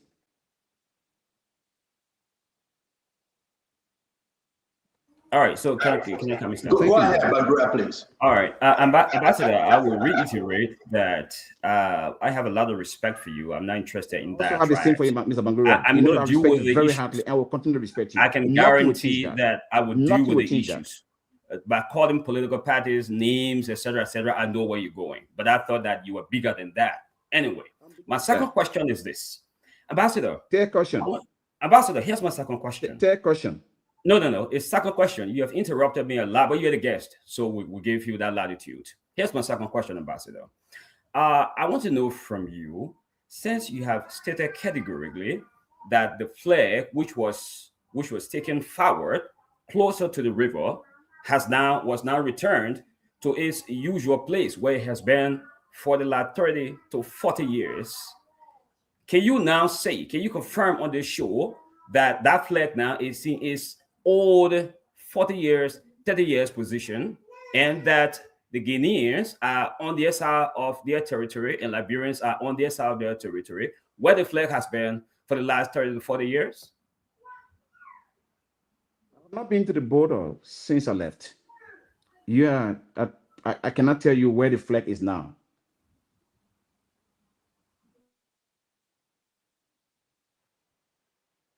So you. All right, thank you very much. I beg you, we got to move on, Bangura. Let's bring in the rest of the guys. Listen, we got to squeeze in the second topic, which is so important. So I beg you guys, we will not make this too long. I beg you, my friend, if you go back to Liberia, you got to come again. This is getting so interesting.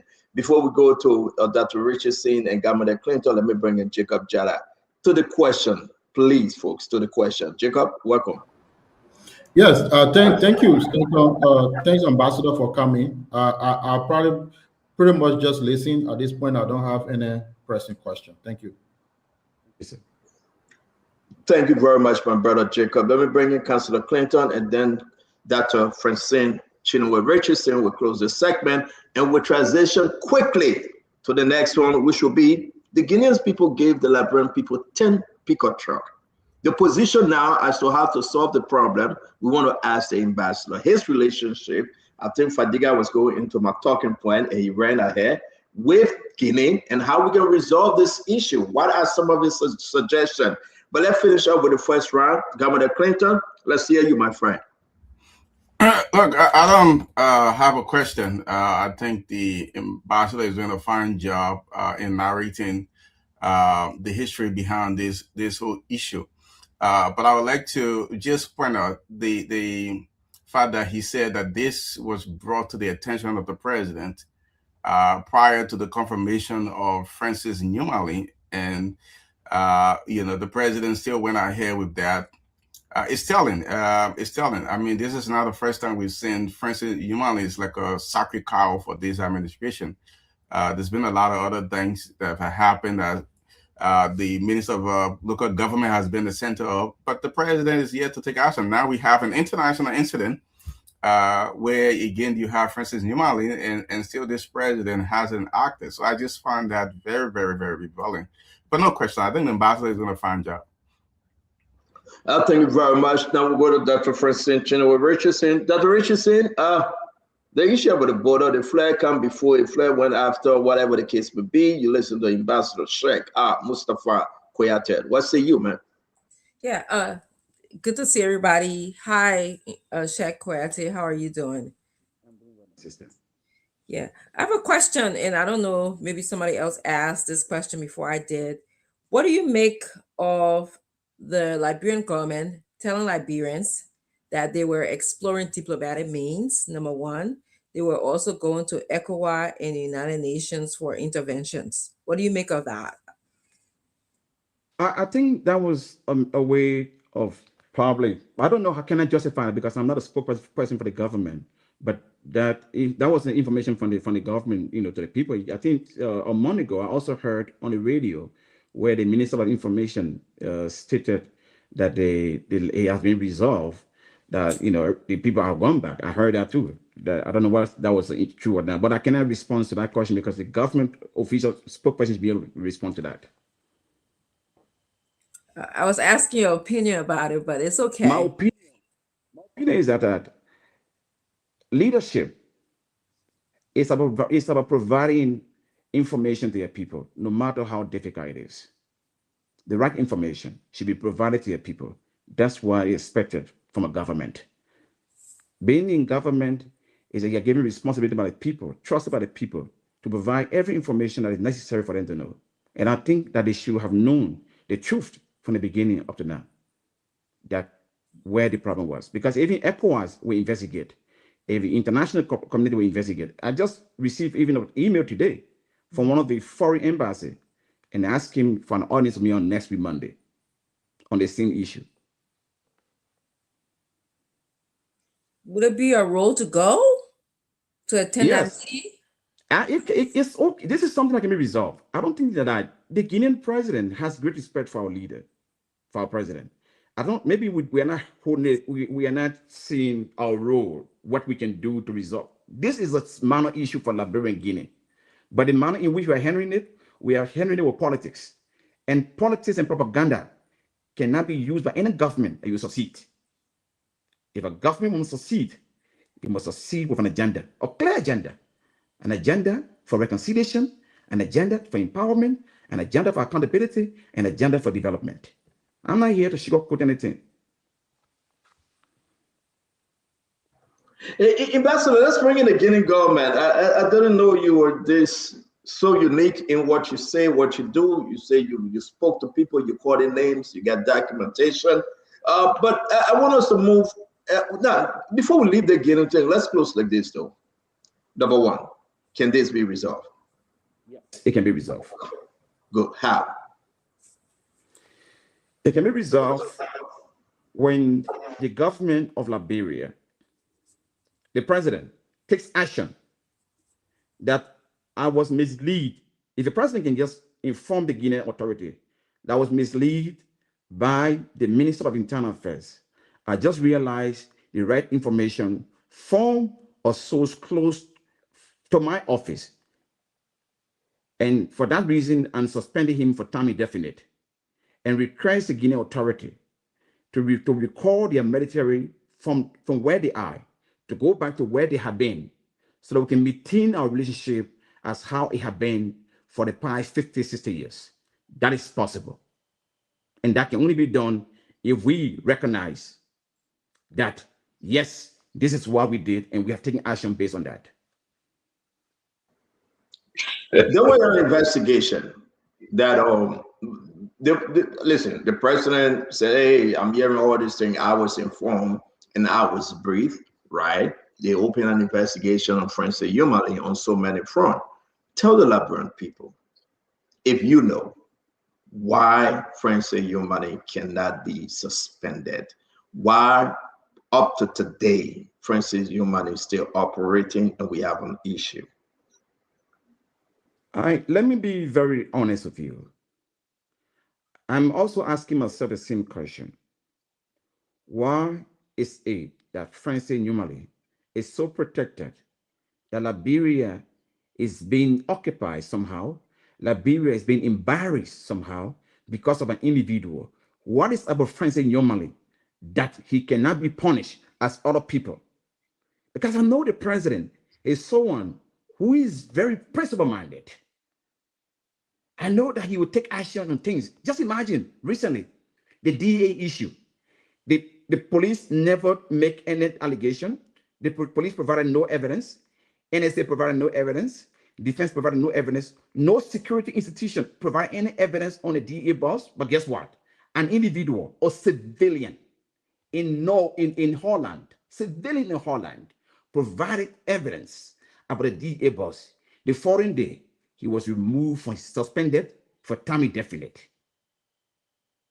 So if that can happen, what about having facts in hands?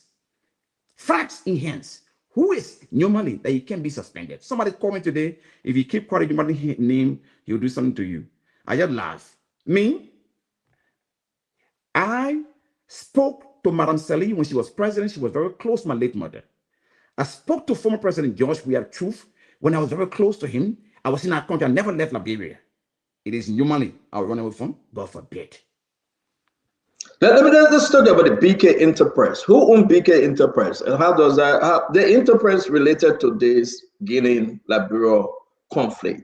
Talk to us about BK Enterprise. Who are the owners, and how the owners of are BK they Enterprise involved with this conflict? Yeah, I do not know who owns the BK Enterprise. What I do know is that the Minister of Internal Affairs, then Minister of Internal Affairs, now local government, went to Gigedu to negotiate for the release of equipment for BK Enterprise. He went to Gigedu to negotiate for it, and the Guinean authority refused to give it to him. So I do not know who owns it. I don't know whether it's a mining company or whether it's a construction company. I cannot tell you that. But what I do know is that it was the BK Enterprise that went to do that stuff to that area for sand or whatever is it, and they seized the equipment. A minister crossed to go to Gigedu to negotiate with him for the equipment, and it was not given to him. The And issue up to the day about we went there, we also pleaded with the Guinean authority to give it to us. The city couldn't give it to us. the issue about BK Enterprise wasn't only mining sand, but mining gold and diamond. Is that true? What the Guinean authority said to us that they were not mining sand, they were mining mineral, gold and diamond. That's what the Guinean authority said when we went there. Who is General Kandi Mara, M-A-R-A? Mara is the superintendent of Gigedu. He was the one that received us at the border when we crossed.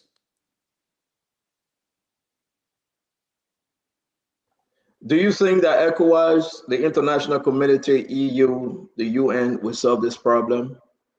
MRU, all of them, can they solve this problem with all what you are saying, the president taking action? It's possible to solve the problem, but we have to take a lead as a nation and as people. Let's talk about your relationship with President Doumbouya. You favor in Guinea. You're a very attractive young man. The report I'm getting in Guinea. You can walk into Doumbouya Mansion, the foreign ministry. I'll talk to Liberians tonight about your relationship that brought in, if it is true, the 10 pickup truck from Guinean president. Let's have that conversation. My first time meeting President Doumbouya when I was sent as an envoy to meet with him and deliver a message to him. I have no personal relationship with him. When I met with him, he was impressed that we spoke the same language. He was impressed that from Liberia I could speak French. And when I went there, he received me very well. The Minister of Foreign Affairs, Modisanda Kuyate, also knew me before he became the minister, because he got, I think, an award from Mandela or something. And I used to do business before in Guinea. In the early 2000s, I was doing importation of rice, and I also bring in refined vegetable oil in Guinea at the time. I was trading in Guinea during the time when Dadis Camara was president, up to the time they had an election where Alpha Condé won the election. It was after that I left. Under what agreement did the Guinean president give Liberia government 10 pickup truck? Did the president negotiate for those pickup truck, or it was through your influence? How did we get 10 pickup trucks, and for what reason? Walker have never asked the Guinean authority for any support. He never asked the Guinean authority for any support in terms of logistics. When I went there and we're having discussion after my official presentation, the Guinean authority asked me, the president asked me, so how is the situation in your country? I said to him that the challenge we have is that our security has some challenge with logistics. Then he said, like what I said, the police, the army, we don't have sufficient equipment, and logistics is a problem. I said that to him. He said, okay, we hear you. Then he told the foreign minister to take note. Liberia never made any official request to me to say to the Guinean authority or to the Guinean authority to say give this to them. But when, in 2024, I was also, all the ambassador allies were canceled, the position were canceled. So I was not in service when those pickups were given. But to my knowledge of the president, there's no communication that states that Liberia made any request to Guinea. It was only that verbal communication or discussion how the president, and I said that we have challenges with logistics for our security. And I believe that it was based on that they gave that support. But Liberian government, there's no document that they did it. But what happened when the pickups are given, I was informed by the foreign minister that the request he made to our president, he has fulfilled it. But Liberian government never asked him to make that request. It was just something that said, like, going to meet the president and said, our government has some challenge. They're discussing it. But Liberian government never made any formal communication to Guinea for any support. And let me squeeze this in quickly. We're bringing Yeke. Are you okay with the current situation in the country? One, the Guinean issue. Two, you always talk about this thing. You listen, people are grading you hard. The people talk about homelessness, joblessness, the FOIA projects, the drugs issue in the country. Where are you? You ran your own party, you ran in the election, probably you will run again in 2029, but you of the people, by the people, for the people. You run on those different issues and you are free to speak without fear. Are you happy with the country current situation?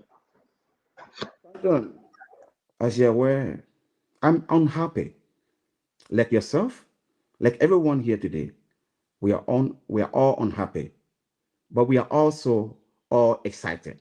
We are all gowned by excitement. We wanted to see Mr. Weah out of power. That was the excitement we wanted.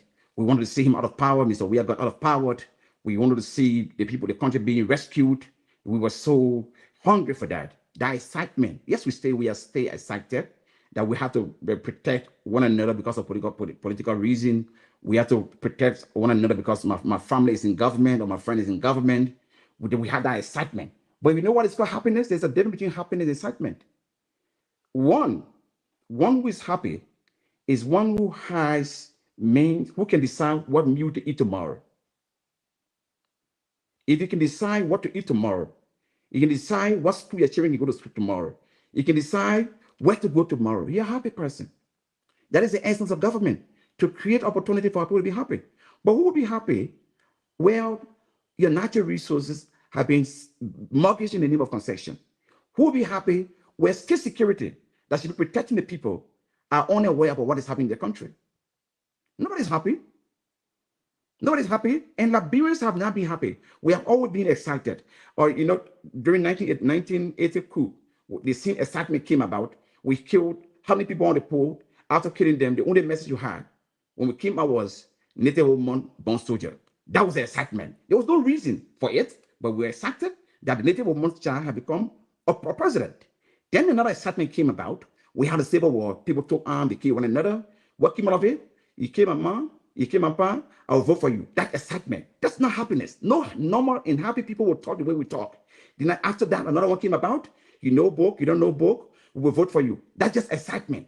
We have not been happy in this country because the reason for which, the fundamental reason for what this country was established has not been fulfilled. How can we say we are happy, my brother? Where is happiness? Where is happiness when our own country, our security are not even united?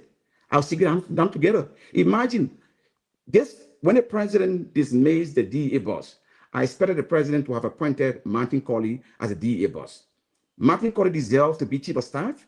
Martin Colley deserves to be immigration boss. Martin Colley deserves to be minister of defense. Martin Colley deserves to be minister of justice because he's the only person providing information that the state security cannot provide. I keep asking myself, how can a civilian in Holland remain in Holland and get a video footage from the RIA where the airport authority doesn't have that information? The NSA doesn't have that information. Police doesn't have that information. The army doesn't have that information. I keep asking myself, who's protecting who? And I keep asking myself, where are we as a nation? Our country has been engulfed with political alignment. People are there discussing this political party, that political party. Nobody cares about the future. And I'm worried because look at us. You are men and women that the children, the next generation depend on. You cannot have a better future if the presence is not fulfilled. And I'm urging us all, let's forgo the issue of political party. Let's forgo the issue of ethnicity or religious affiliation. Let's just think about Liberia. What can we do as citizens of this country to move our country forward? This is what we want to do. Again, we want to say thank you very much, guys. We'll take 12 of you to close up. The ambassador have to leave. Let's go to Yeka Cordova. You have heard enough. We'll have the ambassador again when he's back in Liberia sometime in the near future. Yeka, you have any final word, final question? No, Stato, I just want to appreciate the ambassador. Like the ambassador said, Joseph Boakai got to know. Joseph Boakai knew about this information since the 5th of March. And I got in Liberia on the 15th of March. You see the margin there? But Ambassador, let me say a big thank you to you. Now the Liberian people know that when I told them that Joseph Boakai had information that he had in from the Liberian people, and now the information has come up. So I want to appreciate you. Thank you so much. And thanks to every one of you. It's an honor. No, I beg you, just 4 more very quick. We'll give you a part, and I beg you, Chief. Kanye, I want you to come back. You got something short to say or one last question? Well, I think mine is a very short statement. I think I'm still a bit concerned about the level of political maturity being exhibited by the ambassador. I think when you serve in a high-level position in government that requires confidentiality, that certain matters are not for public consumption, assuming even if they are true, because all he has said here is basically his version of events. In the process of him regurgitating his version of events, he has placed the character of another person, a minister that he worked with, under question. He has even recommended the suspension or dismissal of this minister without even putting forth any evidence. It's basically, I was there, this is what I said, and I went to the president. So I think there's a bit of immaturity being exhibited by the ambassador, and it will call into question his ability to serve in any other privileged position that requires information that affect national security. I think it's something for him to really think about as he puts forth this whole Pan-Africanist agenda, that there has to be a degree of maturity when you call to certain positions of authority. The last thing I would say, CEO, is that very quickly, there is this subtle attempt by some people on this platform to draw the president's judgment into question. And I think it is being aided and abetted by the ambassador. For example, when people ask the question and say, did you convey to the president this information, and then he went ahead and appointed Minister Yumani, what they are smartly trying to do is to raise complicity of the president. To say President Boakai endorses the decision of Yumani. I'm wrapping it up now, CEO. I'm wrapping it up. Is to say that the president endorses conduct, alleged conduct that is being portrayed as negative by Ambassador Kouyaté, former Ambassador Kouyaté here, in the eyes of the public. And Ambassador Kouyaté can try to sugarcoat it any way he wants, but he's condemning the president because he's saying the president was made aware by him that Honorable Yumali behaved in a certain manner, yet the president went ahead and tapped Honorable Yumali to continue to be Minister of Local Government. Ambassador Kouyaté needs to be politically mature. Ambassador, I want you to hold on. Ambassador, I want you to hold on here because I want you to just pull all together and do your closing. I beg you, hold on. Let me take just two more. Let me come to Emmanuel George. 30 seconds, guys. The ambassador got to go. It's not a question. I'm begging. Emmanuel, quickly. Yes, Stanton. Every one of us on this platform have a single country of birth, and that country is called the Republic of Liberia. Whether I served the ANC and Kanyo served the CDC, UP, Centris, or Jacob is with CMC, the bloodline that runs in our vein is a bloodline from the Republic of Liberia. And there are times we have to stand up and be patriotic and kick out these partisan politics. So let me make a few corrections and then come up. First, the ambassador, the minister of local government. I beg you, we can come back to that. If you have anything to say to the ambassador, he really got to run. That's why I told you. Okay, I will end on that. We'll come back. I will have a conversation. Thank you. Thank you, Ambassador. Thank you very much. Bangura, very quick, Dr. Richard saying we got to just squeeze this in, please. Bangura. Yes, thank you. I'll be very brief. Mr. Ambassador, I listened to what you said on this show, but quite honestly, I must tell you that I do not believe that the report you gave here is credible enough. I think it should be verified. I do not believe that. Ambassador, anybody who comes into equity must come with clean hands. You stated here that you did not sign the report because you had reservations about it. When you were called by the minister, have you signed? You said, well, you are not available to sign. You kept giving excuses. You were not honest enough to state to the minister why you can sign this report. That is honesty. That is integrity. That is what you are preaching. But you failed to live up to that responsibility. You did not tell the minister. You kept dodging him. I doubt that he even read the report. And if you did, you should have met with the team, the minister, and say why you cannot sign the report. But you did not do either of those things. Now, Ambassador, I'll close by saying this, that in political analysis, we identify the issues, and then we bring in the evidence. We do not attack people. So thank you for the attack tonight. We're not moved by that, but next time, move above the field. Move above the field. is important. Thank you. Senator, can I go on 30 seconds, man? Real quick, Dr. Richardson, I'll take us from real quick. Go ahead. It's unfortunate that Kanye left. I was going to say he can't be attacking the ambassador when he's doing exactly what he's claiming ambassadors do. What Kanye did all of 2023 was pretty much calling into question the integrity and the judgment of President Walker. That's why he was doing the entire campaign as spokesperson for CDC.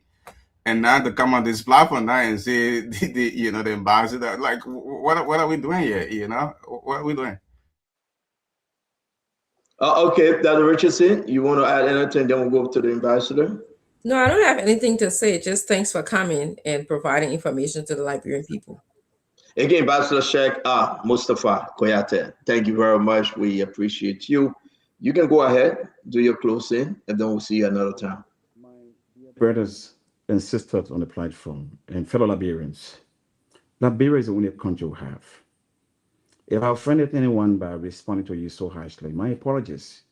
But I do not apologize for what I said. I'm only apologizing if they have a bad feeling, like my brother Faniga did yesterday.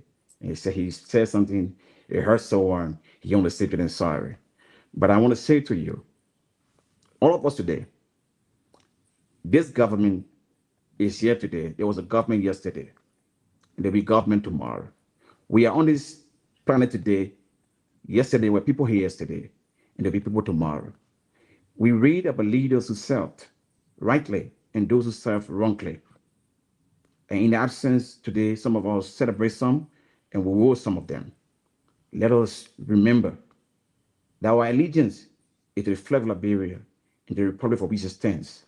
One nation, indivisible, with liberty and justice for all. God bless you all. Thank you. Thank you very much, Ambassador Sheikh Koyate. As always, we do appreciate you. Anytime you're welcome to join us on Spoon Talk. That's the ambassador, Elijah, former ambassador, current ambassador. But while we're speaking about ambassador, folks, we'll get into it. We received a report that today this ambassador, whether he former or current, accredited to Nigeria, the president recalled him since June. And this is very important to talk about Ambassador John Baloo. John Baloo came on our show during the election. He fought everything.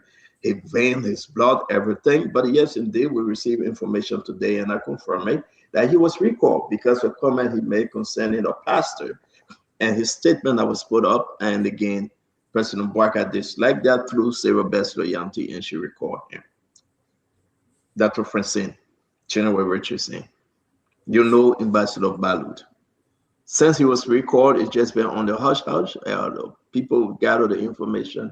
Well, what say you, the quiet recall of an ambassador, especially ambassador from former senator from Maryland, John Baloo? This is a huge one. Yeah, I do recall the ambassador coming to the station and speaking for the Unity Party many times. I remember him. I remember seeing him talking about how in order to get the Grand GA, you had to go through neighboring country. You had to go to the Ivory Coast. But what can you clarify to us what he said concerning the pastor? So that will help me in terms of what I think. So no, it's not concerned. The reason why the recording ambassador sent June 9, 2026, reason for breaching the diplomatic protocol by writing official communication to complain to the Nigerian church prelate who said the president and government confused. Oh, okay. You remember the church? Yes. And he replied, yeah, and that's the reason. And the Nigerian government complained to the Liberian government through the ambassador, Sarah Best-Loyanti. And again, they just never wanted him. And they felt that it was above and beyond. And they went through ECOWAS. Well, look, this is a whole thing, but just to announce to the nation, ladies and gentlemen, I don't know. He's been an ambassador before. Served as senator, right? Yes. A distinguished gentleman, by the way. But since the recording, June 9, July, August, we go into September, he's on consultation. He's been recalled. So there you have it. Anybody want to throw something quickly? Just two individual. You want to add anything quickly to this? Is this a big thing? I saw how this guy fight. Seriously, but if that a reason the Unity Party people, they are very funny people. Funny guy there. all the Marcos they were causing the revenue in Liberia, all the ministers that were causing the revenue, they fired them and the ambassador they recall because he wrote an official letter. They even call him for consultation. Funny guy, you guys need to do better than this, man. I think he was trying to do too much too. So good for him. I think what happened is that he was protecting the president and the state. Right, but good for him. Because he wants to kill us in there. Yeah, that's what I'm saying. The people who are causing that, the people who are causing the revenue, the bishop here. Conor Gray, you're in the back. We'll bring you on. Hold on 1 minute, Conor Gray. I will bring you on. I'm not just leaving you hanging out there. But Jacob, let's go ahead quickly. Jake. No, sure. What is job? You are fighting for the president now, and they say. Yeah, no, I mean, I laughed when you said it because it just sounded funny to me. But to be honest, I think I just listened to the justification, right, about he writing a letter, and which was maybe he was stepping out of line as far as diplomatic etiquette or protocol was concerned. So I think maybe then he probably breached the procedure on the job. So, people have to be very careful too, because he's making a diplomatic representation on a foreign soil, and there are rules, as far as I know, in terms of the way you communicate diplomatically to another country. And from what I'm hearing here, it seems that the foreign minister and the president was unhappy with his violation of the diplomatic standards or requirement for communicating on behalf of the republic. And again, it seems also like Gamuda just said, sometimes people get overzealous. You're trying to maybe make the president feel happy, but appearing to look like you're fighting for the president. But no, when you're in certain position as a diplomat, you have to avoid this partisan thing and trying to play to the gallery of the president. You have to be able to be very professional and ethical in your approach. So if you communicate on behalf of the government without the rules were going by the standards and requirements, I think it should be professionally called out for that purpose. That's what I think. Otherwise, then where is the line going to be drawn on the diplomatic level? Yeah, but so is this secret information, secret thing? Can they, reach out to Nigeria? The people say they can't deny or confirm his recall, but he's in Liberia since June 9. Is he sick? Is he on medical leave? Did the president recall him? Kura Fufana said not to acknowledge. The foreign ministry say they will get back to you. Call back in 3 days, 72 hours. What's going on? I mean, the 5 minutes. Let ask. Fadiga was very close to that though, because he was to serve in what position in the diplomat, and the man had a red book and all. But let me leave that one. Fadiga. But the government here embarrassed as a result of action. No, but we got to know. So let's ask Fadiga. Fadiga got a lot of stuff up there. He served in the position as ambassador assistant, something like that. I don't know. Fadiga, how many days you said? 3 days? But bring us up to speed. I mean, speak specifically to this case because there hasn't been an official presidential recall letter or anything, nothing on the embassy. So in diplomacy, these things happen. I can just give you a broader picture why something like this may happen. Usually the host country may have had problem with something he said or did, and it can reach out to their partner country and voice that concern. That may have happened, but that is not something that you will see in the public. When it comes to diplomacy, there are a lot of secrecy and confidentiality. So you won't actually hear that in the public, not from the Nigerian or the Liberian government. These are standard things that happen. Well, we got something. The letter that was sent, and I don't know what I can put it up. That was sent to ask him to come back for consultation. So they would not say come by your record. They say come back for consultation, and that's it. And that's it. You're done. Yeah. So what's the date on the letter? What's the date on the letter? No. But the mail called to somebody something. They gave me the wrong one because somebody seriously receipt something on there. I tried taking it up, but again, I just want to say to all of you that are reaching. The ambassador is fully recalled. There won't be an official communication and you will see a new ambassador appointed. Yeah, we agree. There will be official communication. The ambassador, we agree to all of that. The member in Liberia St. Jonah, the man was recalled for consultation. That So we just consultation taking long. if Sarah Well, or it can take anybody as for long the as embassy, the government if Sarah wants. or anybody for the embassy can speak to them, we appreciate it, because that's my friend, the Ambassador John Balu. That's my Well, friend. I like nobody the will guy. speak to you on the He's a distinguished, and he fought hard for Joseph Barker. You remember he was trying to bring Joseph Barker and Cummings together and all that thing. And you know, the ambassador is a good guy. I don't know why he slipped. He made a mistake. But just for you to remind yourself, though, it's something about the ambassador. They're always recording him. I don't know whether I should go there. They always record the ambassador. All right. President, which one the president recalled him the other day? It's President Weah.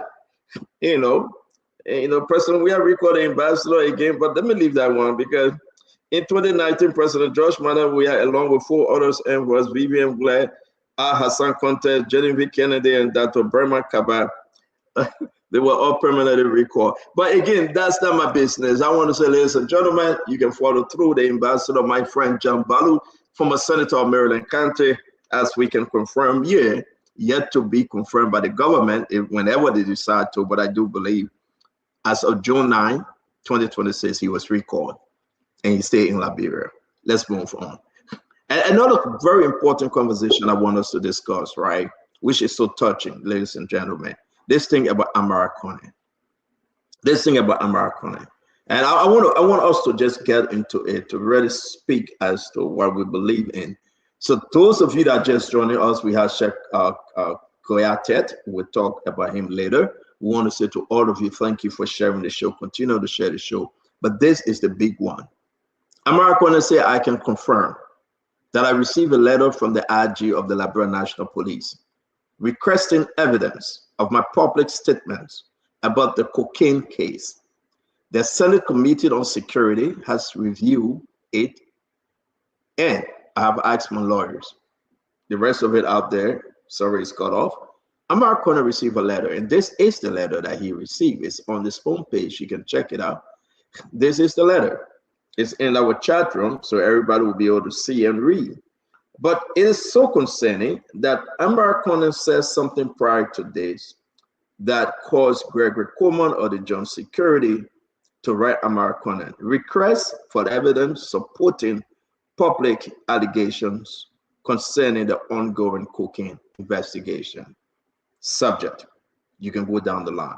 I want to start with you, my brother, Governor Clinton. What's going on here? This is a government that is drowning, and they're looking for any and everything to distract. I don't understand. What Amara Kone has been saying is just re-echoing what Gregory Coleman have said in the past. Gregory Coleman said that senior officials of this government were involved in the cocaine business.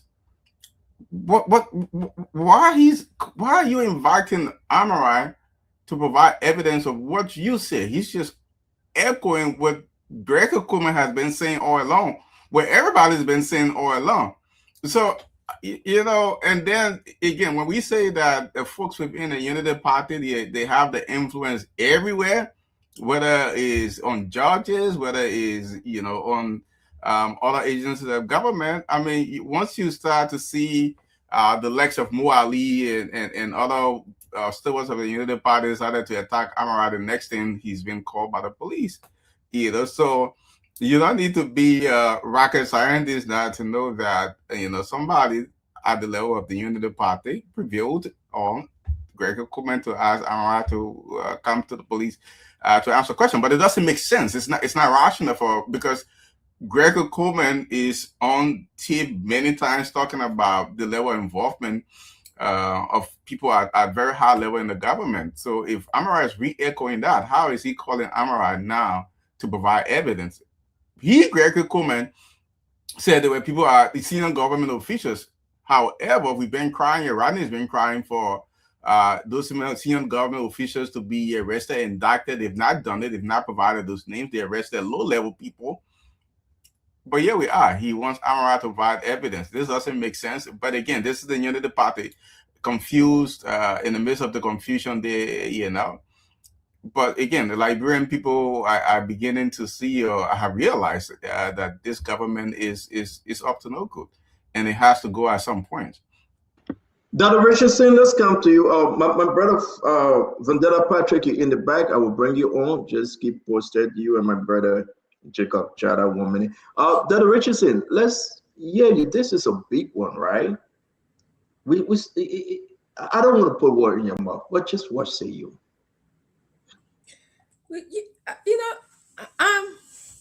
I'm baffled at the government's behavior. They are contacting people, asking them to provide evidence.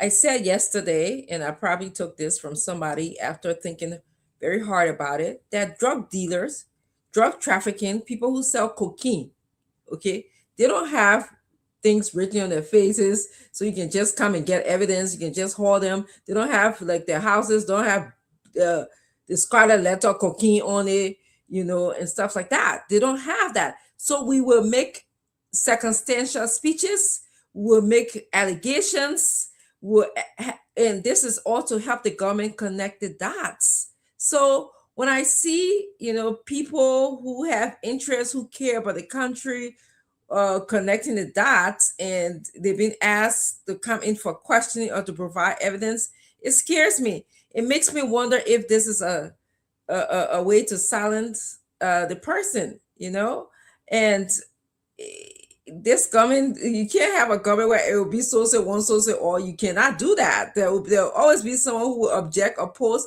You just keep doing your work and let your work speak for you, as opposed to attacking everybody in the government that will say something negative or something wrong about you. You will get tired. Somebody said, government come, government go. Thank you. Let me bring in Yeke. Yeke, Amara Conan, I mean, what say you about this letter? So, Stanton, you see, that's the working of Joseph Boakai. If you can recall, when Joseph Boakai wanted Kouyaté out, Ambassador Kouyaté out, he called Rachel Kun and told Rachel Kun I need a letter of vote of no confidence against Kouyaté. When I put it on my page, people look at it different. This work is the work of Joseph Boakai. Joseph Boakai is very intolerant than who he is. He's very, very, Gregory do not have the authority. When Joseph Boakai wanted to fire me, he told Gregory to write a letter.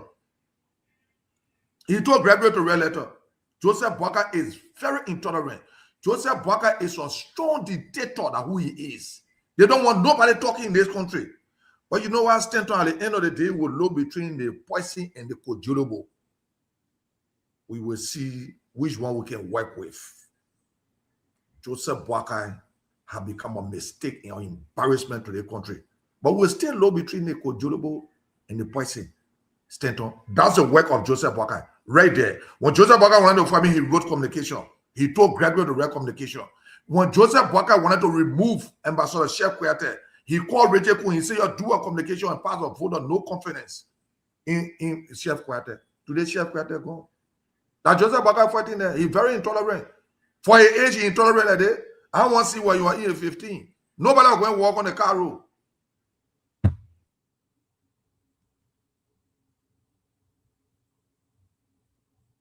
Let me bring in my brother, Dr. Emmanuel George. Dr. George, what say you?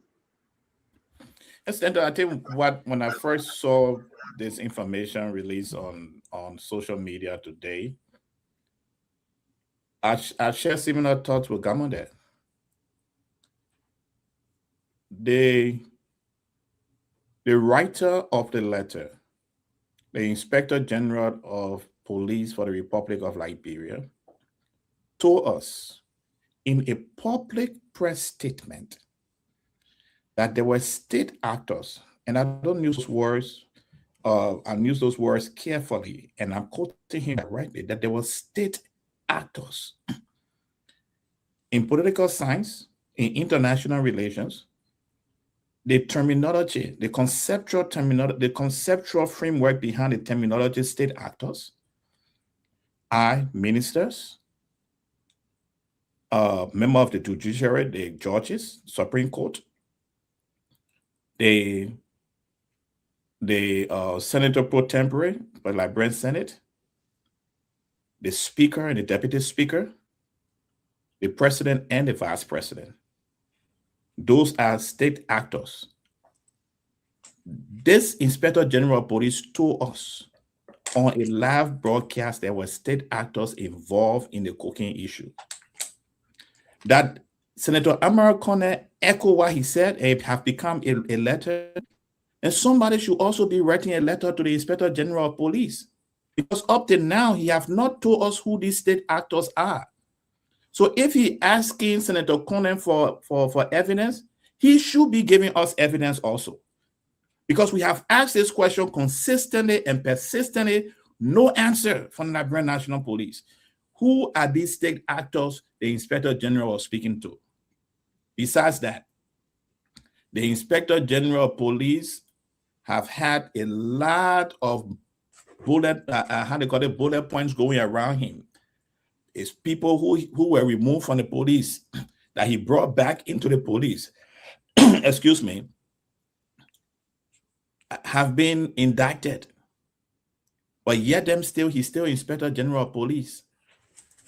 When the investigation was going on with it, when the NSA was doing a joint investigation with outside security authority, they refused for the National Police and the LDA to be updated because the fear of what was going on in those agencies. So by now, one who have thought the Inspector General of Police would have done the honorable thing that the LDA former OIC did by reclusing himself from this investigation. But he's not the right person to write a letter, because this letter is based on information that is in the public at a press statement where he said that there were state actors, and every one of us in Liberia are still waiting for the evidence from the Inspector General of Police of who these state actors are. Thank you.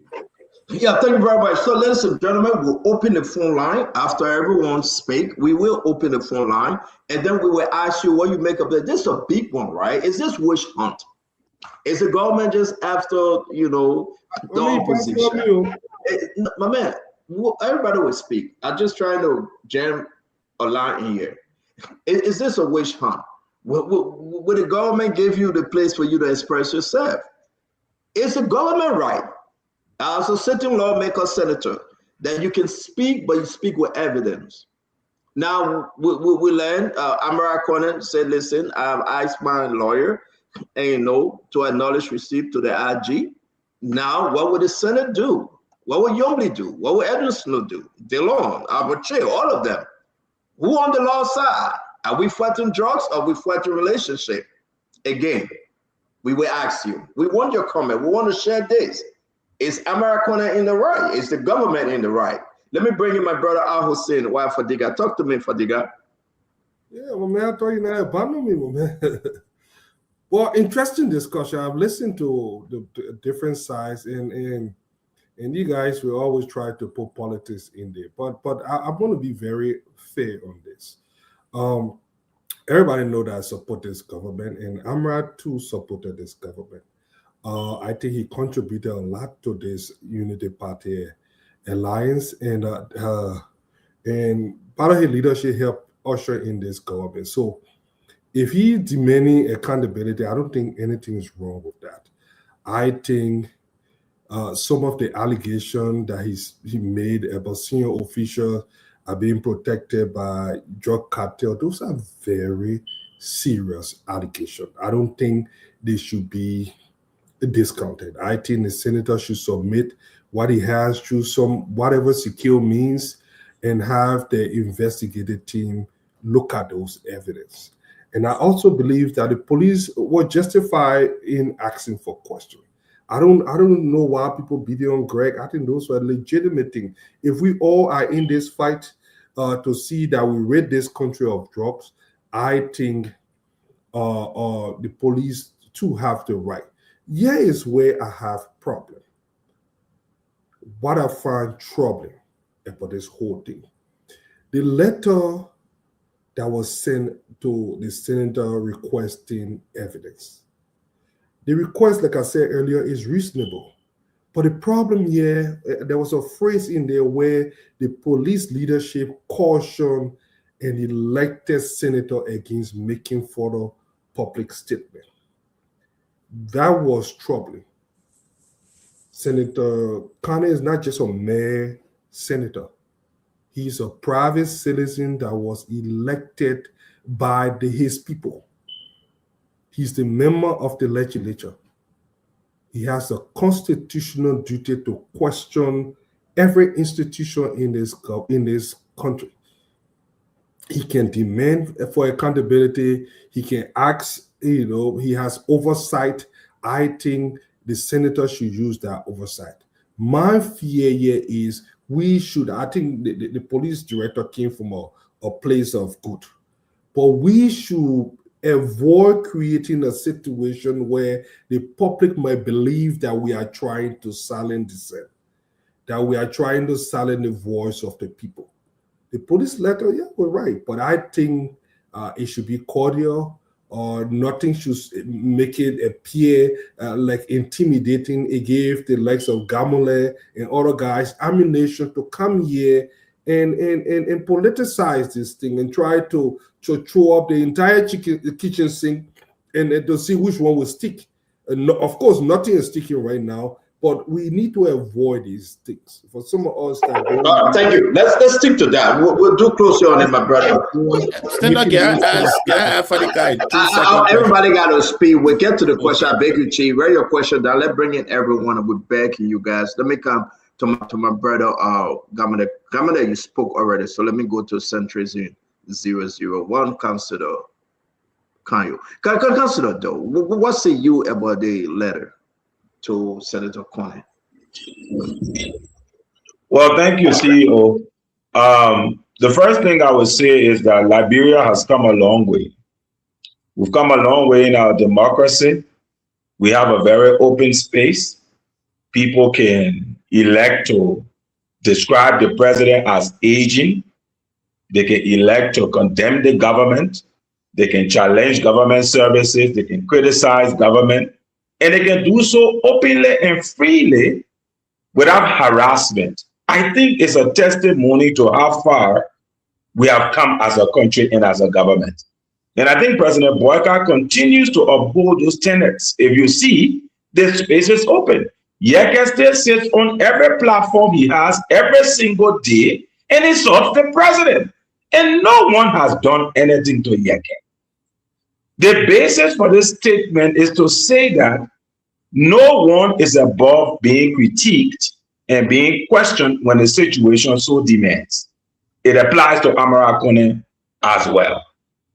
Amara made certain kinds of statements. I agree. And I agree with Fadiga when he said, for his standing, a man of his standing, an opinion leader in our country, a senator who is privy to information that may be confidential, when he makes such information to the public, it leads the public to think in a certain manner. And it has the tendency to undermine this investigation. So I see absolutely nothing wrong with that letter. Senator Kone is not under any kind of threat. Senator Kone is not being chastised. In fact, even Senator Kone knows that his security is not being jeopardized whatsoever. The letter is only firmly asking Senator Kone, you claim that there are people being protected because this is information you claim to have. You claim that the government is operating under silence, indicting the president's ability to shepherd the security sector. You claim that this investigation is not being run in the perfect manner. Come and present the evidence. Come, Governor, please don't interrupt me, please. You spoke here, nobody said anything. Stop it. But it's not a cause of the president. If you do this, then it will take forever. Allow the brother to speak. Please, Governor. You claim as a senator that evidence is being destroyed. You claim as a senator that people are being replaced and others are being protected. These are very horrendous allegations because so far, Senator Kone, I respect the guy a whole lot, and my respect for him, well, I have not diminished, but he's a mere mortal like myself. Let him bring the evidence. And that is all the IG has asked him. Where are these people coming from with this claim that people are attacking Senator Cornyn? If we really want to be honest here, it is Senator Cornyn that has been consistently attacking the government. He has written more than 5 pieces in the last 1 week. And every response that has come to those pieces has been because of what he has asserted. So who is attacking whom? I think we shouldn't make a mountain out of a molehill. Yeah, I know CEO, I know, but let me just round up on my point. I think under our laws, Senator Cornyn can even instruct his lawyer to write back and say, I'm not going to appear, take me to court. Nothing will happen to him. But if he acts in a way that can be tantamount to obstruction of justice or impeding an active investigation, and they can find cause, he can be cited. Because even though he's a senator, he's still a citizen. That's what I want to hold you. We'll get there. Let me bring in my friend Bangura. So nothing has been done. And nobody should try to influence my situation here as if to say there's something. Councilor, I will have to hold you there because we got to move on. Bangura, let's hear you. And you allow grandmother to take all my time and interrupt me. Councilor, we're so used to you that even when we give you 10 minutes, people take your time. So that's okay. We used to you. Go ahead, Grandmother. Please hold your horses, Kanye. 001. Please hold your horses. I just wanted to say I'll be very brief. I wanted to add an addendum to the list read by Professor George. That state actors are generally in public administration people who act on behalf of the state. They draw their authority statutorily from constitutional law such as acts of the legislature and by authority of the state. So by that definition, the police are state actors. Even inspectors at the Ministry of Labor are state actors. Inspectors at the Ministry of Commerce and Industry are state actors. So long you are not acting in your individual capacity, you are acting on behalf of the state, you are a state actor. I just wanted to add that. Having said that much, I think that I think it says senior state actor, senior. When I senior state actors, they all act on behalf of the state. So here's what I want to say about the letter that I read on Facebook inviting the senator. I really saw that letter was written in good faith, and I saw it as an intent to collaborate, because when investigators are carrying on these kinds of massive, investigation, they will need to have they need to work with other people who have strong opinions, and we have read across Facebook, the senator has written quite copiously. He's written a lot about this investigation. So if he can help investigators, I think it was going to be a good thing. And I'm sure he's looking at it from that perspective, because if you want to look at it, through different prisms, then you may miss the mark.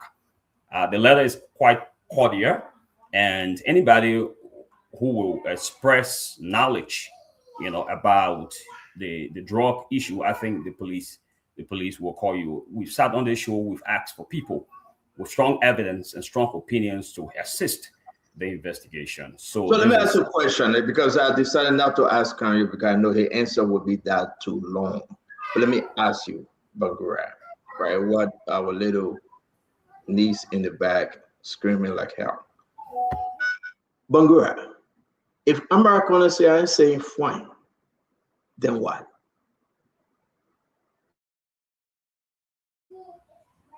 And I'm sorry about the background here, but again, the councilor stated clearly that he's got some rights. He got his rights under the law. He can speak through his lawyer. So if he says that he's not going anywhere, then I think the next step would be triggered. As councilor said, there are always remedy to all of these things.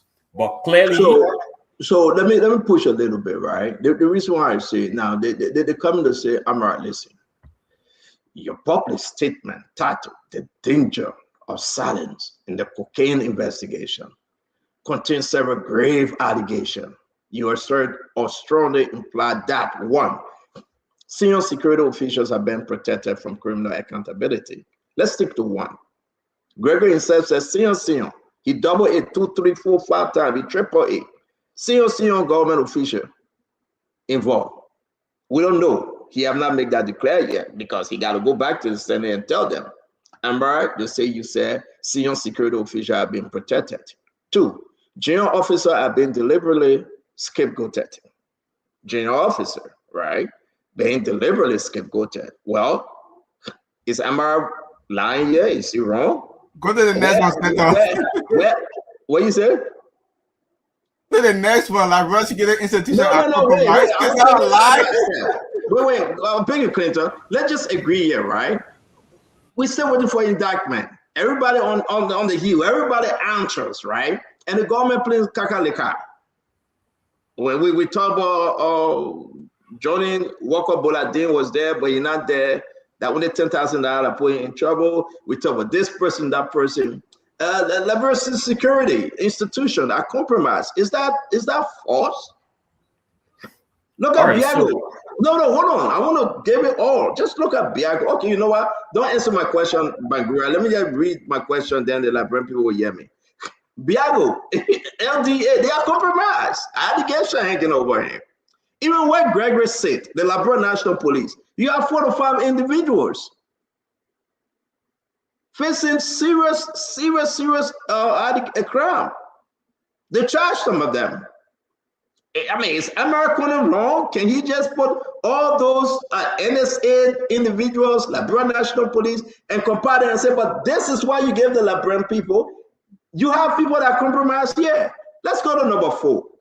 Government officials are supervising investigation involving institutions in which they may themselves be implicated. Dala?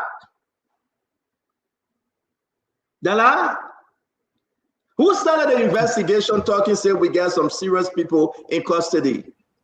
It was the LDA boss. Biago, the clips are there. He was let the man go and present evidence. No, I beg you, don't call me on that. No, Bangura, I beg you, but you're wasting now. You enjoy your time here. I like to do this thing, chair. I know why Clinton, they gotta interrupt me because I want some American case here. Exactly, that's what you doing.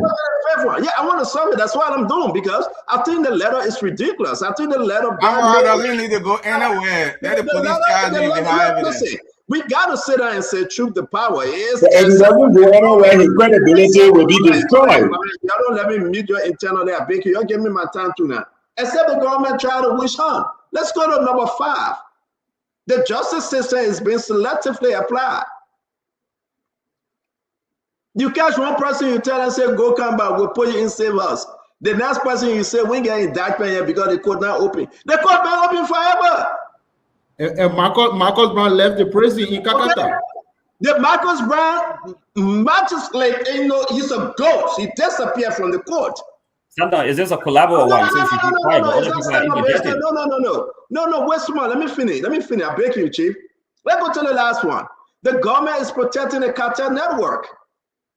So, but look, let's say this, man. Let's say this. America beat you on the government that he brought to power. Also, you get it right. America is on the joint security headed by Mahmoud Cyrus. Do you guys know that they have been selective in giving information to senators on the joint security? You know that they are not giving information to all the senators? Do you know that? They meeting them in Calabash and other places, secret area, and texting them privately on the cell phone to give them information on the drugs situation in our country. Do you know that? If they find you as an opposition, they will not give no information. They will not give American information. They will not give those hardcore in Miguel. Because they fell within themselves or they are feeling in themselves, they are opposition lawmakers.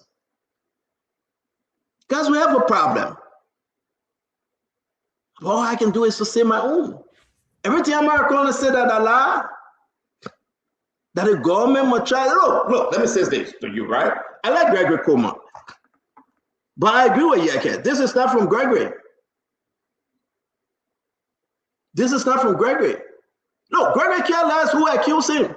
I've been on Gregory on the show over and over. Straight Gregory myself talk. Gregory cared less who accused him. Or maybe Gregory japping me. It's not going to Labrador, then you arrest me. Maybe. I don't know. You playing Kagalika with me. Maybe he japping me. But Gregory care less. But this is above Gregory. How many opposition leaders will grab and put in jail? How many opposition leaders, when they speak, will remove you from your position and say you're not supposed to say this, you can only say this?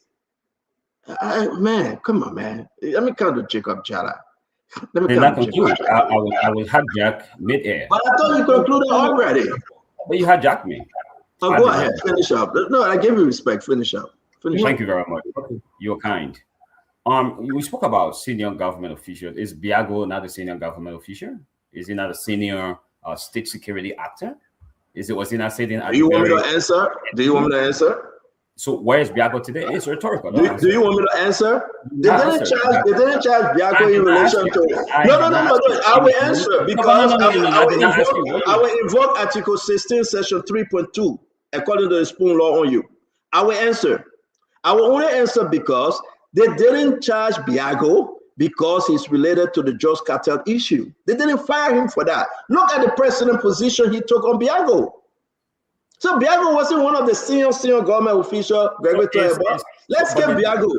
But the Drug Enforcement Agency boss, is that not a senior government position? No, but that's not the reason why Biago was let go. That's not the reason why he was let go. The president himself said. The president. What kind of argument you bringing here? So, did you read a letter from the president that Biago allowed a job? The letter said that he had nothing to do with drugs. But besides that, isn't the same police director that you back in Wilfred and Fadika?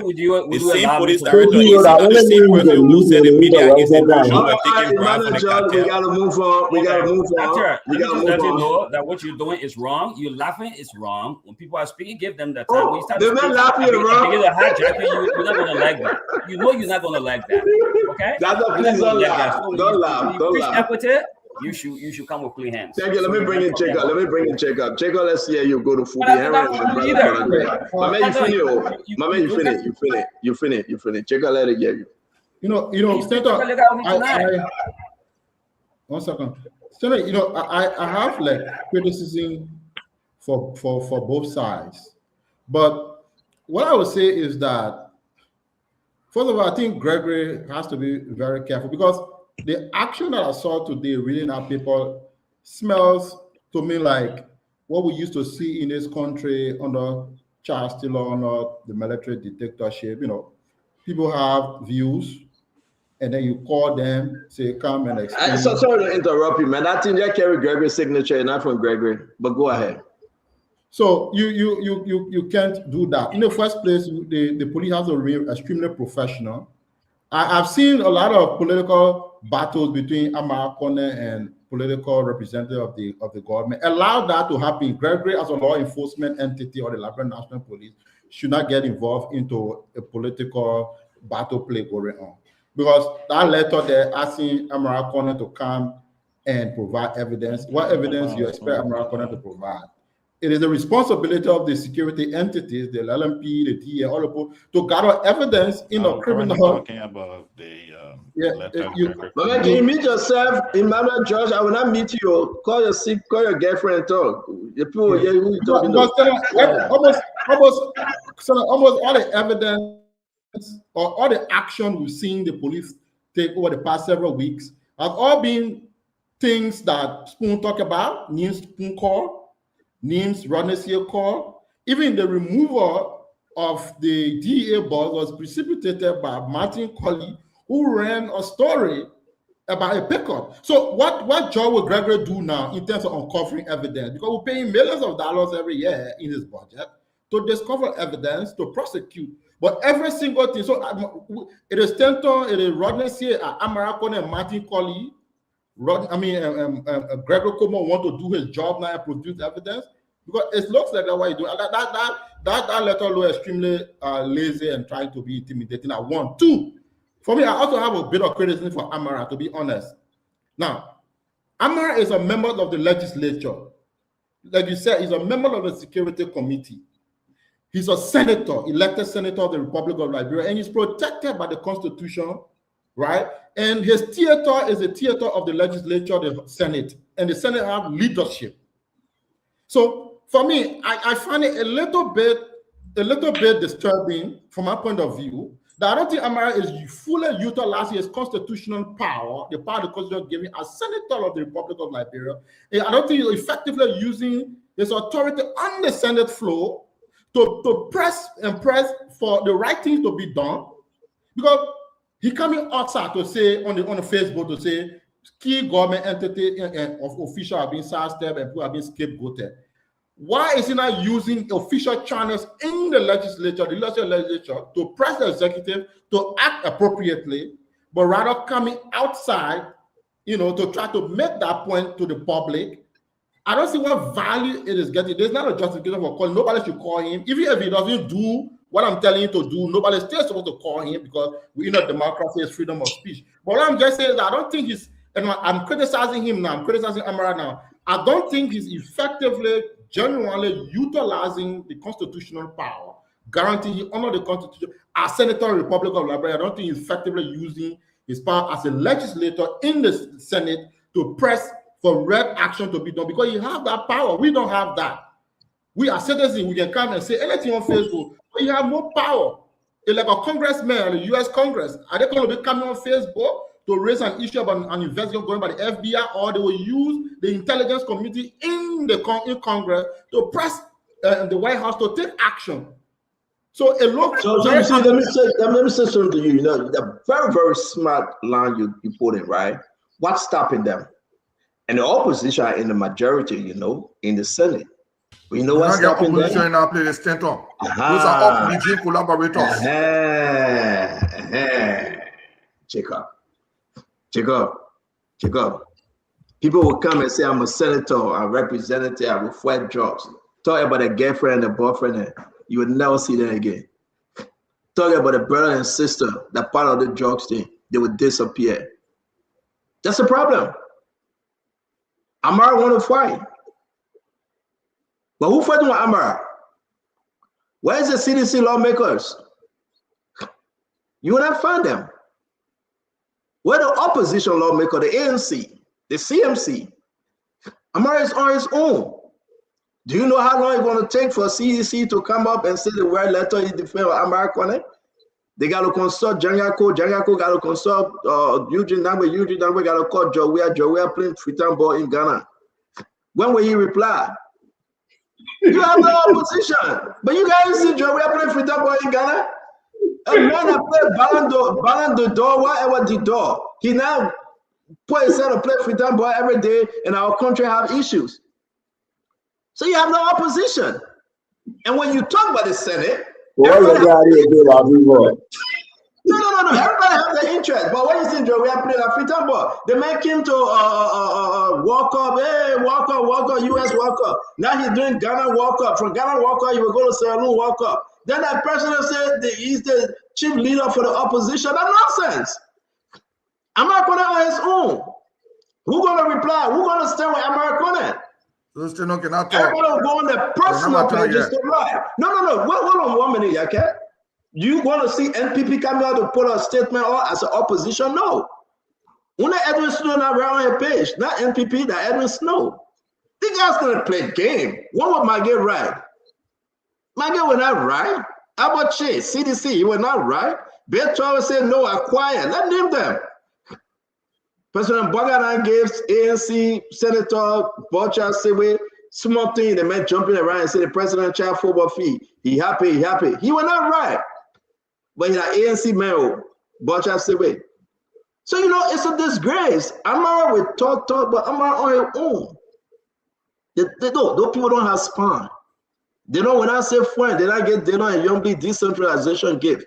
They cannot say nothing. So that's the problem we found ourselves in. So Amara will talk tired. What Amara is saying is not anything lie. But you do not have lawmakers. And then you're going to point to CDC and Joel say, I come back in Philadelphia. I come back in Ghana. But you can't come back to Liberia. The man all day on assignment. They were celebrating Joel on walk-up assignment. Clinton, they were celebrating. How long walk-up been over?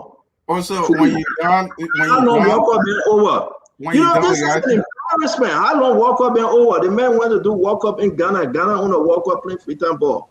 What kind of disgrace is this? Well, let's talk something, man. Let's pray to God for God to help our country. When you get the man playing, you know, let me just keep quiet. Let me just move ahead. Y'all, Fubi, say your own. Say your own. You're right, Jacob. You're right. Yeah, so good evening, everybody. No, still first thing, I think I was just fighting my man, fighting in Bangura.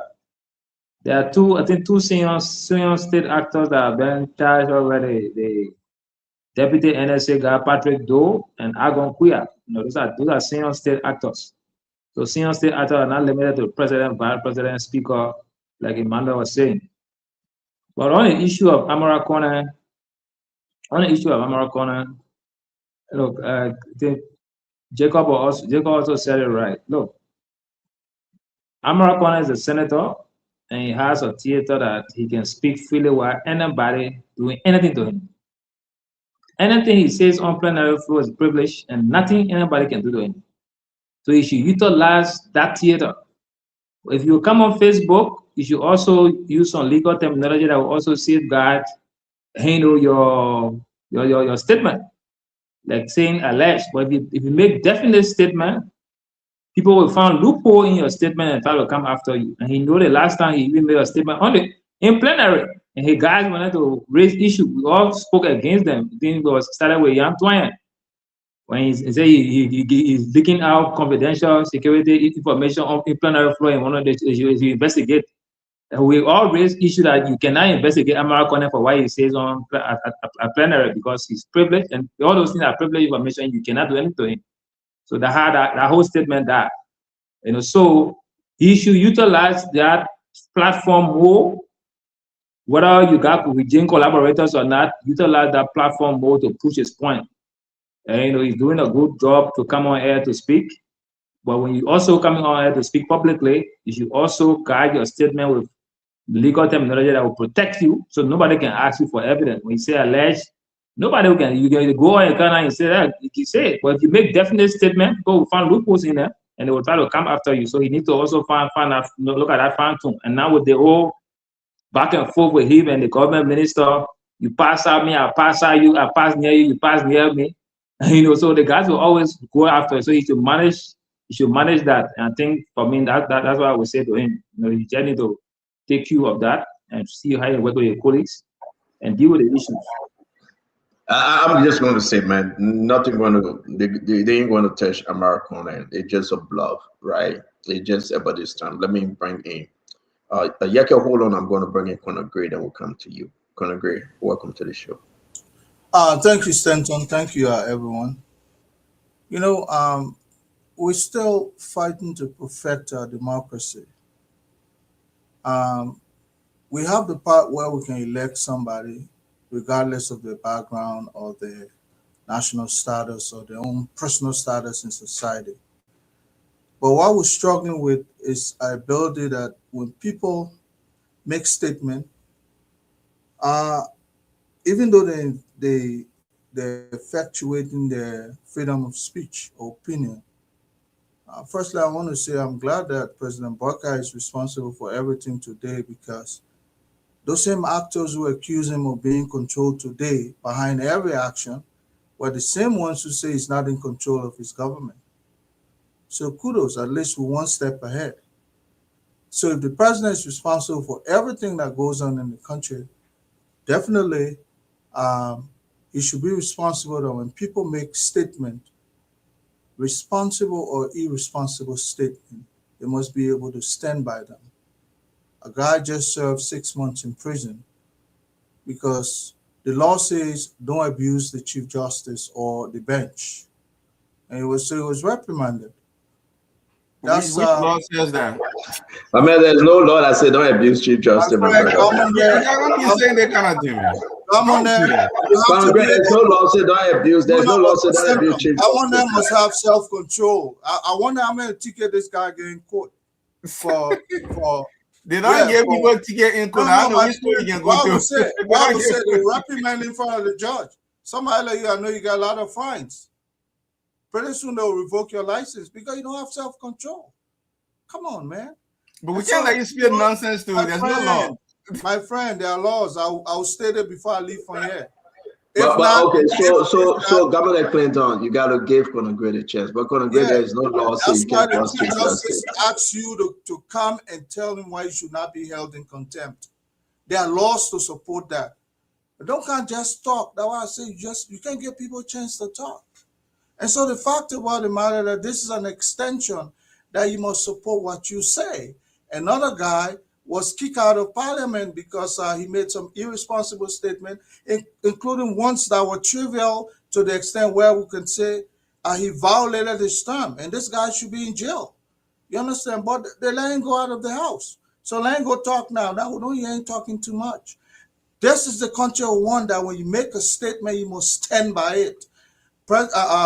Senator Amar Kane, it's a fine gentleman, but there are statements that he made personally, even if he were mimicking what the police director said. The police director has his own way of defending what he says. These are some of the statements. Amar should come and tell us, especially when you make statements like there are actors, there are people within our government are being protected. I didn't hear Gregory making those statements. So who are the ones? Then the law cites certain individual from other individual. This is not all about what the police director said, but this senator, like others have said, use your status as a senator to bring some of these kinds of issue up and query the chief of police. But when you talking like somebody, Ryan Sawa, Texas, as we used to say back in the day, definitely you should come and defend exactly your statement. Other than that, you are in contempt as well. You're in violation of making responsible statement. And most people, in our country, sometimes only look at the political side. But if a sitting senator can speak arbitrarily like this, then definitely why the common man, then where are we going with our democracy? Defend what you say, and then we'll look forward to some of the inquiry why we produce in terms of when the senator comes there to finally answer. Because he should have called the police director, now they're calling him. That's how the law works. Thank you very much for your input. I'm going to bring in the Honorable Yeka Koluba. Yeka? Stater, I'm not a counselor, but the law says in the Constitution, there's a provision of the Constitution that says the right of the people to know. The people must be informed. I cannot state the actual provision of the Constitution that says so. The right of the people to know. The people need to be informed, not to be left in doubt. Stater, if you have Conor Gray that been behind the DA job and they didn't give it to Conor Gray, you look at your hair reduced. You need to be very careful before you fall down with stroke.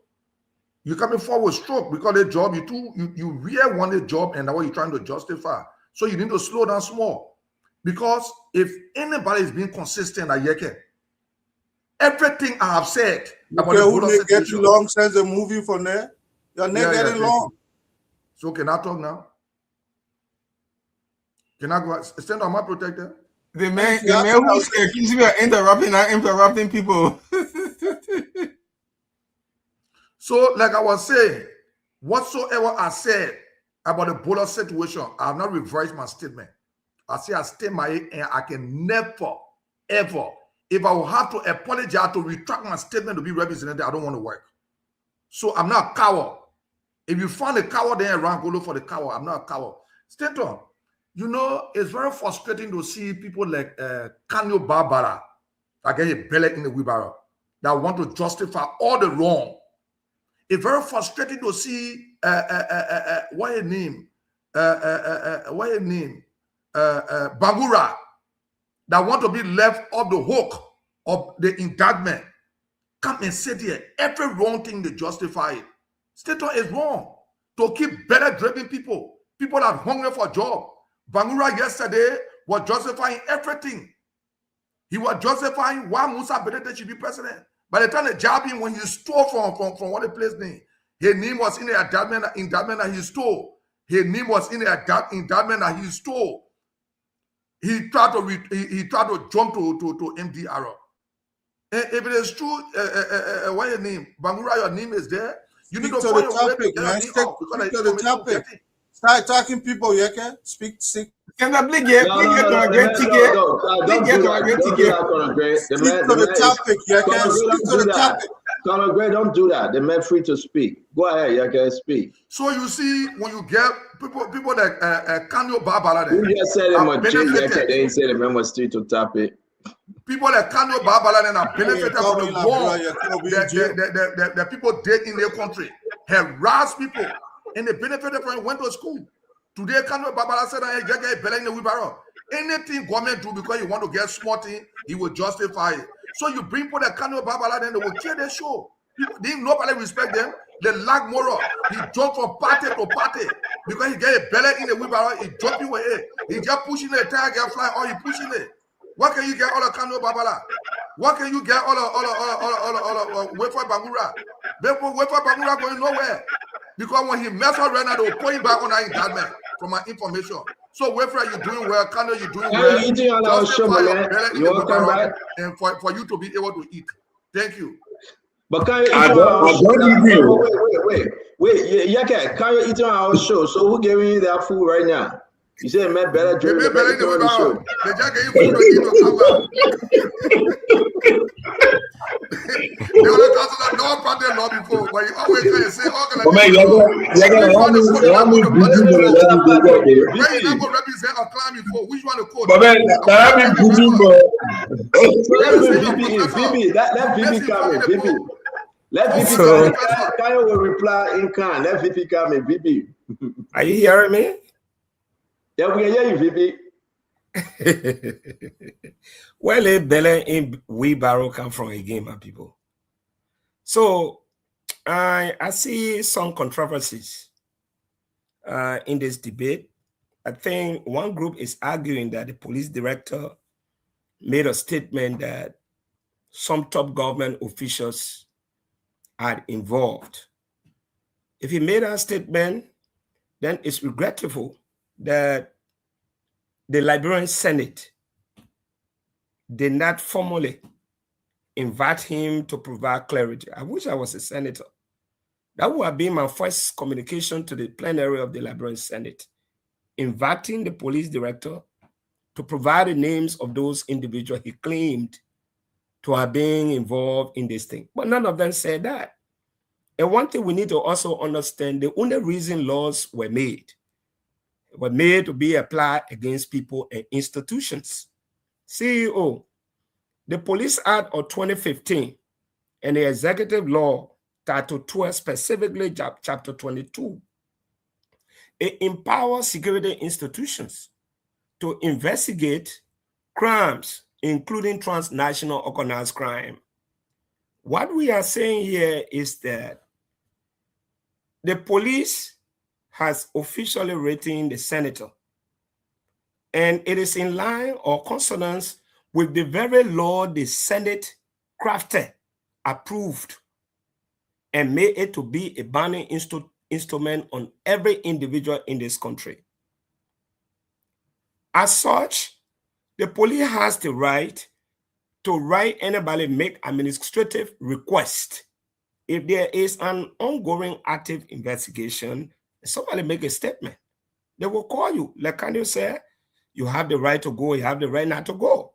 Like in my case, I made a statement in 2015 that the death of Harry Grieve, the government should take full responsibility and investigate.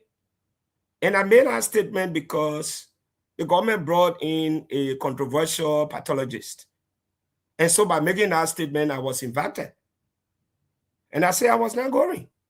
And the matter went to court. And the court threw the case also, nully prosecuted the case.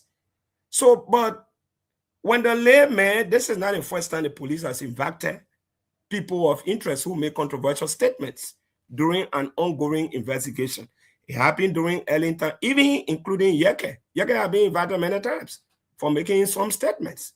The ongoing capital action stuff, they invited lawmakers. So when the senator is invited, for me, it is a right to go or not to go. But I think, like Jacob Jala said, the senator should utilize the plenary of the Liberian Senate. That communication to the plenary of the Liberian Senate, when Gregory made that statement, was being a perfect opportunity for the Senate to really know whether people are being shooted or not. But that communication did not go. So the police now is utilizing the very law passed by the Liberian Senate to invite a lawmaker to answer questions, because there is an ongoing active investigation. And he made several statements. It's a choice to go or not to go. So for me, I don't think it's a form of witch hunt, because you have remedy under the law to go or not to go. And these laws are being applied against people in the past. So let us not try to just politicize it, but I think the senator can do more to utilize the plenary of the Liberian Senate to hold public officials accountable, especially the joint security, because there are some contradictions. And it is only the Senate that has that oversight responsibility to ask them who are those top officials that are involved, and you are not bringing them to board. But that has not been done. The police is now using their own, Police Act 2015 to say, come and tell us, because you have knowledge. Thank you very much. Thank you. Just to Dr. Richardson, we're going to end with Dr. Richardson on this topic because we get about 35 more minutes to go. And I'll be Dr. short. Richardson, you go ahead. But see, I will not wait into in a second round. You spoke already. Go ahead. It appears to me that when the But you framework of the spoke also. Constitution, and what a student of politics, political science, you see that they intended for the legislators to work in concert, to work together in order to pass bill that would be in the interest of the Liberian people, or to call people to answer questions that would be in the interest of the Liberian people. But that does not happen in the Liberia that we know. And all of you guys, and Stanton mentioned, and Sarah, you mentioned, it doesn't happen in Liberia, we know, because people are very party driven.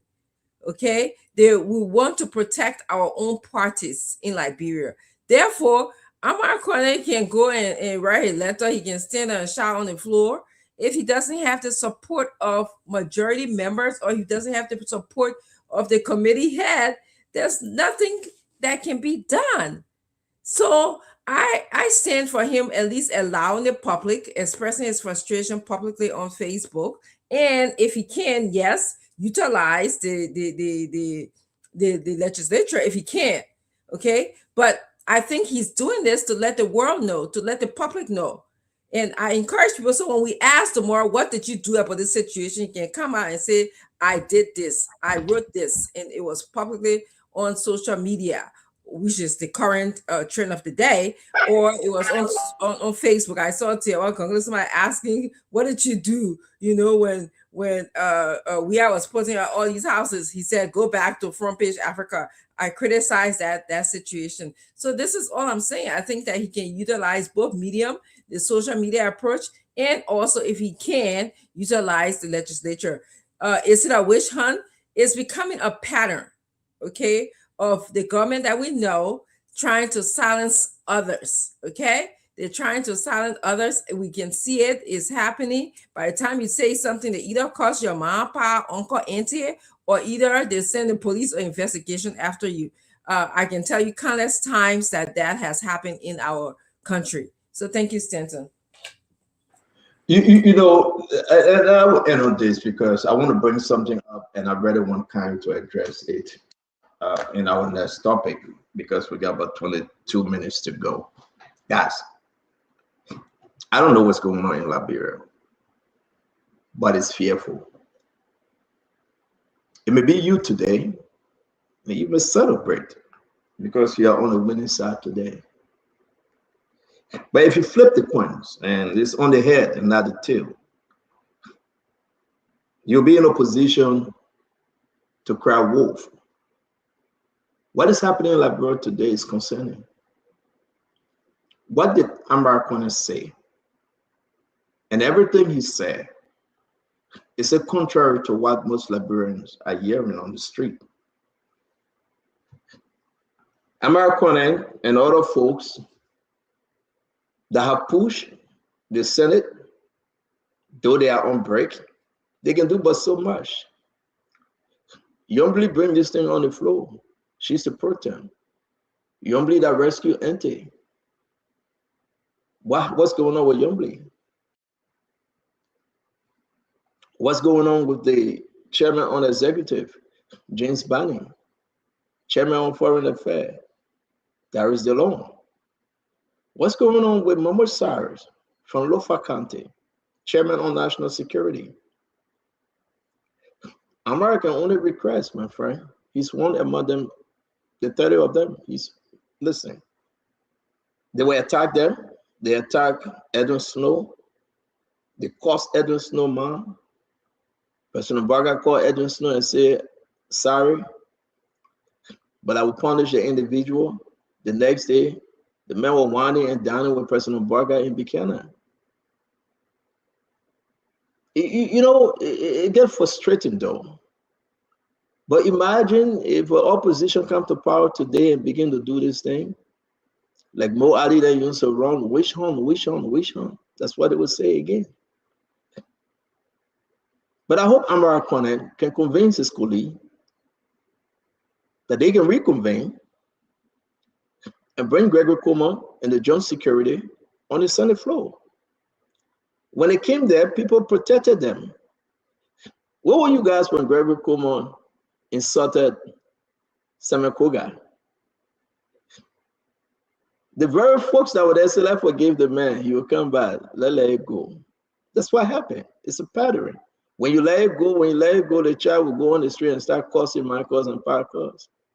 So when the child said no to you, spank the child. Do not spare the rod to spoil the child. That's what happened in this government. The power to possess. But everybody have their own dark friends. So therefore, they're scared to talk. They're scared to talk. And they will just go in the back and gossip. That's why when you come to me, you gossip, I come on the show and say it because you're a hypocrite. That's how, for me, I don't know no gossip. I will say it. You can select for drugs, and when they talk about your girlfriend, your boyfriend, then you scare, you run away, you cry. When they talk about your friend, you know. So, I mean, we wish Americana well. I don't think Gregory wrote that letter from Gregory Coleman. And from a place that, if we are not careful, we may be going back to the dark age. Every one of you that's sitting here one day, don't be surprised. The government will start shutting down radio stations. The government will start fighting every one of you, and everybody will be coward. And they'll be hiding themselves. It's the control thing. It's the control thing. That's why when somebody talk about opposition, I say, you don't have an opposition. I love political fight, but you don't have an opposition in Liberia. You will not hear opposition talking. They will beg the way, inquire the way to 2029 and pray for America. So everything Americans say, look at the different things they are putting out. Compromise investigative strategies and plan operation, allied suspect and facilitate flight. Or the Americans tell Michael Brown to run away. Michael Brown ran away a long time before Americans start talking. Lead to the destruction or fabrication of evidence. Seriously? Yeah.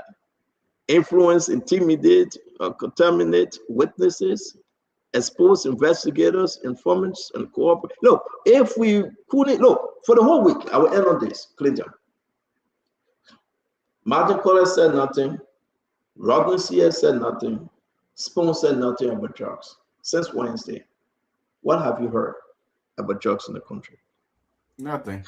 Since last week, Wednesday, let's ask our fellow Liberians that listen to us on radio. You heard anything about drugs? Since Wednesday last week, I was speaking to Ronnie here today. I said, Ronnie, let's wait and see. They said they were doing indictment this week. Nobody not hear anything about drugs. Not the government people talking about drugs. 3 Network, Variety News, Martin Cody, Front Page Africa, Rotten CA, Spoon Network, Spoon Talk, you and I, We just stop for a moment and said we will not talk and talk on other issues. The university, the border, the FOIA project, blah, blah, blah. The Liberian people went quiet. Nobody make mention about drugs. That's what you get. Because some people want to bury this thing. Some people want to bury it. What are you for or against? Some people think the best option is to bury it, my friend. So nobody will talk. Everybody get a friend inside. So I think they want to quiet Amarikona. And I don't think Amarikona is a guy to be quiet. I don't think Amarikona will be quiet, folks. Hey, they're going to push him. I don't think he's going to be quiet. And I don't think he should be quiet. So let's move on. They want us to move on. Let's move on. Today we received information 2 days ago, maybe 3 days ago. I spoke with my Mary, bro. And my Mary says, you know, I asked her about her case. She says, Stanton, the people clear me. She said, they clear me. I said, seriously? She said, yeah, I'm not part of that allegation anymore. So today, you know, D. Maxwell Kamaya and his team went to court. They went there yesterday. They went there today. I just want to ask you, though. They cleared my Mary. They gave her everything that belonged to her. God bless her. Drop criminal case against former General Service Agency Director Mary Brooke, removing her as a defendant from the ongoing Saudi arrest case involving several former government officials. What say you? The fire case, declare Kalano Webb, Priscilla Cooper. Just help me understand. I'm not pushing on anything. I'm not saying anything. But again, what say you, Dr. George? D-Max not got to go to court. Mambury is clear. God bless her soul. Is it that once you come out and say, hi, Mr. President, you are clear? Hey, Mr. President, you are clear. Well, I mean, what's the magic here to clear somebody? Emmanuel, what's the magic to set somebody free? Got to be a strong partisan of the United Party. Badge carrying, car carrying, flag carrying, hat carrying, chest carrying, t-shirt carrying partisan of the United Party. That's you finish. I don't with you. I don't with you. You finish. That's the very process. So once you got a badge, you got a card, you got a hat, you got a t-shirt, you'll be clear. Look, there's something that I fear to repeat, but there is something people say history repeats itself, which those of us who study history says is lie. It's human being that does not study and they keep their character into history. The other evening, someone was trying to on this show, trying to limit the challenges we went through that led to the civil crisis. These are some of the things. These are examples of what were happening. When we went to elections in 1985 and someone changed the result of the elections, when people spoke against it, they went into the county to bring the entire place. If we cannot respect the rule of law and strengthen the democracy, hand down from Eden Johnson Sirleaf to George Weah to this government, we are challenged. We're challenging people. When people speak against, we get angry, and our angry friends come on air to remove people who speak their mind. This is what happens. When you have a case where you have different people indicted and you selectively removing people's name from the list, this is the challenge we have. We have to either run a serious democracy where everybody is held accountable for the wrong they do and don't be selective of it. Every one of us wants a strong fight against corruption, but this fight must be strong. It should be void of bias. It should be void of partisanship. And that's what we've been seeing over and over with the United Party government. When you speak against them, you come after them as they are coming after Amarikona now. The same police director is writing a letter. He's the one who is on tape for saying media institutions are taking bribes from the cartel. He said it. Who is investigating him about what he said? Where the proof he has that media institutions are taking bribes from the cartel? we have to take our country seriously. We have to make Liberia a strong and powerful country, and we can do that as a people. But we cannot do this if we're becoming selective, if we are hurting people. Because there's a saying, when you hurt people, when they have the opportunity, they're going to hurt other people. Hopefully this government will see reason and do that which is right and follow the rule of law, but stop this selective judgment. We have to stop that. Thank you. Yeah, thank you very much. Fadiga, we'll see you on the, we'll just take two more quickly, and then we'll move to our last topic for everybody to close. Fadiga, we'll see you about, no, I'm not saying she's wrong. I'm happy that it set her free, right? But I just want to know, we went and we talked about Bangura. He was charged, but later on, they took him off, whether they struck a plea bagging with him. Mary, the same way, Priscilla Cooper, the same thing. It just ongoing. I know you're not a lawyer, but what say you, the optics? Whoa. Stanton, I've had my share of issue with this tax force. This how they call it? I've forgotten the name. I'm so distant with them. The access recovery or what? Stanton, we won this election based on the premise that we were going to ensure accountability, that we made some serious allegation. Stanton, I love this president and I believe in his leadership, and I still believe that Liberia is way better off under him than what we had in the past. And I want that to continue. But anything that I believe will derail that or make it difficult to continue, to have that continuity, some of us will speak out because we want Liberia to continue. The law is the law. Some people will be released. I don't want to be one of those that will believe that something nefarious is happening, that people are doing something. No. But I want to see more aggression. I don't want to see the likes of Twe being acquitted, after something and with evidence. I don't want to see a lot of people that people will show. Look, everything in Liberia is an open secret. There's a lot of these things that are going on that people know. If we keep losing case, it doesn't sit well with the Liberian people, not even our supporter. A lot of people are asking for accountability, and we want to see accountability. I'm not saying that you should grab people and put them in jail if they're not guilty, but I want to see more aggressive action, more people that we believe committed some heinous crime, economic crime in Liberia walking free. We want them punished. This will serve as a deterrent to even our administration that, we need an end to this impunity. We need an end to corruption. That's my only problem. But my admiration is my Oma too. I love her so much. I love her energy.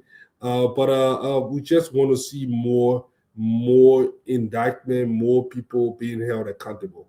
The fact that we are seeing most of it is concerning to me. Thank you very much, guys. Let's bring in two people. I got to bring in Councilor Bala in here because it's important. Councilor, we know legally you can strike a plea, people can negotiate. Bring her up to speed, the legal side of this. Well, thank you, Stanton. I think I'd like to start from a point where I link all of this. Madam Braw, I wouldn't say set free, because when you use the word being set free, it insinuates that there isn't a legal basis for her to walk. I want to believe that if she's no longer on the indictment, there's a perfectly understandable legal basis for her not being there. And when I say there's a linkage, even the way we approach the drug investigation.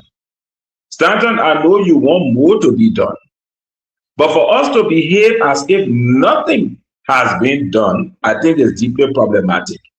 And that is why I believe, these guys who have their ulterior motives will just have to become more creative with the kind of insults that they levy against us because we will be relentless. I will be relentless. For the first time in the history of our country, we've seen a president that has taken drastic action against high-level ranking members in the government because of a drug issue. We've seen it. People have been dismissed. People have been suspended in droves. People are under investigation. The public is being briefed. The judiciary will have to perform its role in prosecuting these people. Yet these people want us to sit here and say that President Boyka has done nothing. And to say that look at what he has done, then that's why we attract the insult. But yet again, although we have to continue to insult. Because regardless of the hate or whatever it is that drives them now, because they don't have proximity to power, the truth still has to be told. In the case of Madam Brown and others, look, I always tell people, before we start to bend their perception as reality, let's return the tables. Let's turn the tables on ourselves and place ourselves in those positions. If you were accused and you went before the tribunal, and through legal means, you no longer find yourself on an indictment, is the first instance you're going to say that there is some foul play? Or aren't you going to request the evidence on the basis upon which this person was released? That's what logical people do. But we know Dr. George, we know Yeke and others. No good can come out of Nazareth as insofar as this government is concerned. So whether you paint it anyhow, there will be a determination to make it seem like the president is twisting somebody's arm in order to get results done. And that is not the case. We need to get to a point, CEO, in our country where we acknowledge progress when it is made. And it may not be that this is all of the progress we want, but these are incremental steps. And that's why everything ties up. If you look at this narrative, and I come to a close because I know most times you will just come in the middle of my sentence. I don't get to end my statement, so let me just end it right now quickly, CEO. Everything ties in. The Amakone statement, there is Madam Brown being let go without a legal basis. There's nothing being done to attack drugs. The government is attacking people. All of these are linked. These allegations are creating the persona or creating the environment as if to say the government is lawless and this government is doing nothing to improve the country, which I believe is not so. It's untrue. And it has to be rebutted. So I'll close on a note by saying, Yeke, you haven't even started cursing here. We borrow small. Go say push, or look for, 10-tire truck. Whatever it is you can use to describe it. I took the Bella to the UK, I brought it back to South Africa, I'm taking it to Monrovia next week. You will have to become more creative in the results. Let's get extra 30 minutes to come and you will stay talk. Of course I can. You know me for that reason. So let me wrap up now. We got to move on. I got one more to go to. Kaya, I want to hold you there, right? I beg you guys, and then we'll do our closing. Anyone can come in to just wrap this thing up. So I can't find out how to again. I know I want to hold you there. I really want to hold you there because I want you to address this. Yeah, okay, all right. No, Kano, you enjoy this. I want to start with you on this. 2 days ago, right, we came on the show about people that talk freely. And we reminded our brothers seditionists, right? And they didn't listen. So this is our brother here. And thank God, this is our brother, Jefferson Chesson, right? Jefferson Chesson, I love the brother. He's a good guy.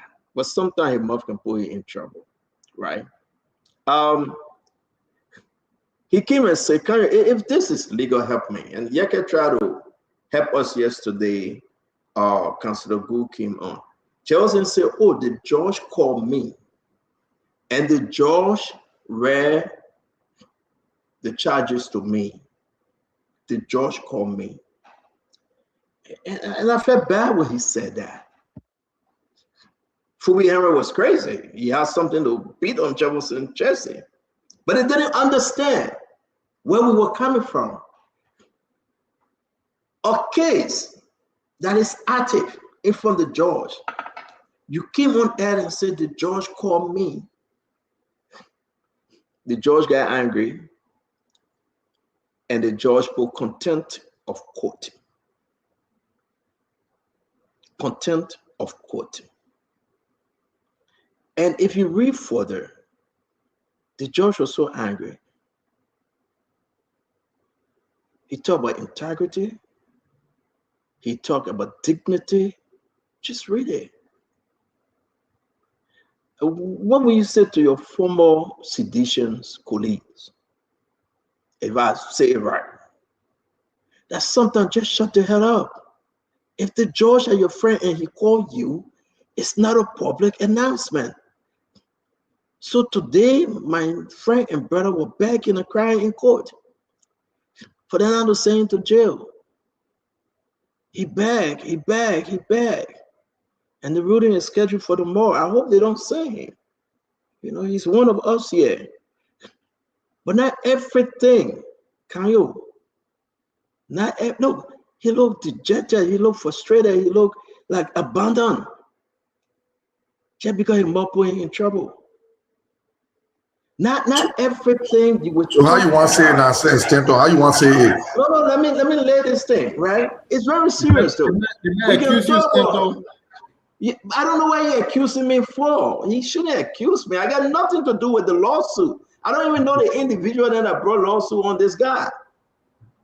But when you said the judge called me and Kev Hassan, your other CDC brother, repeated it. And we said, Kev, you are wrong. You said, don't stop. Well, I said, don't say that you are putting the judge or the magistrate in trouble. How serious is this, Counselor? That you have a relationship with the magistrate or the judge, and your conversation, you came publicly to say, know that this thing is active. The rate is active. You have not received the rate, and you bragging. Can you speak to this, Councillor Centrazine 001? Well, thank you, that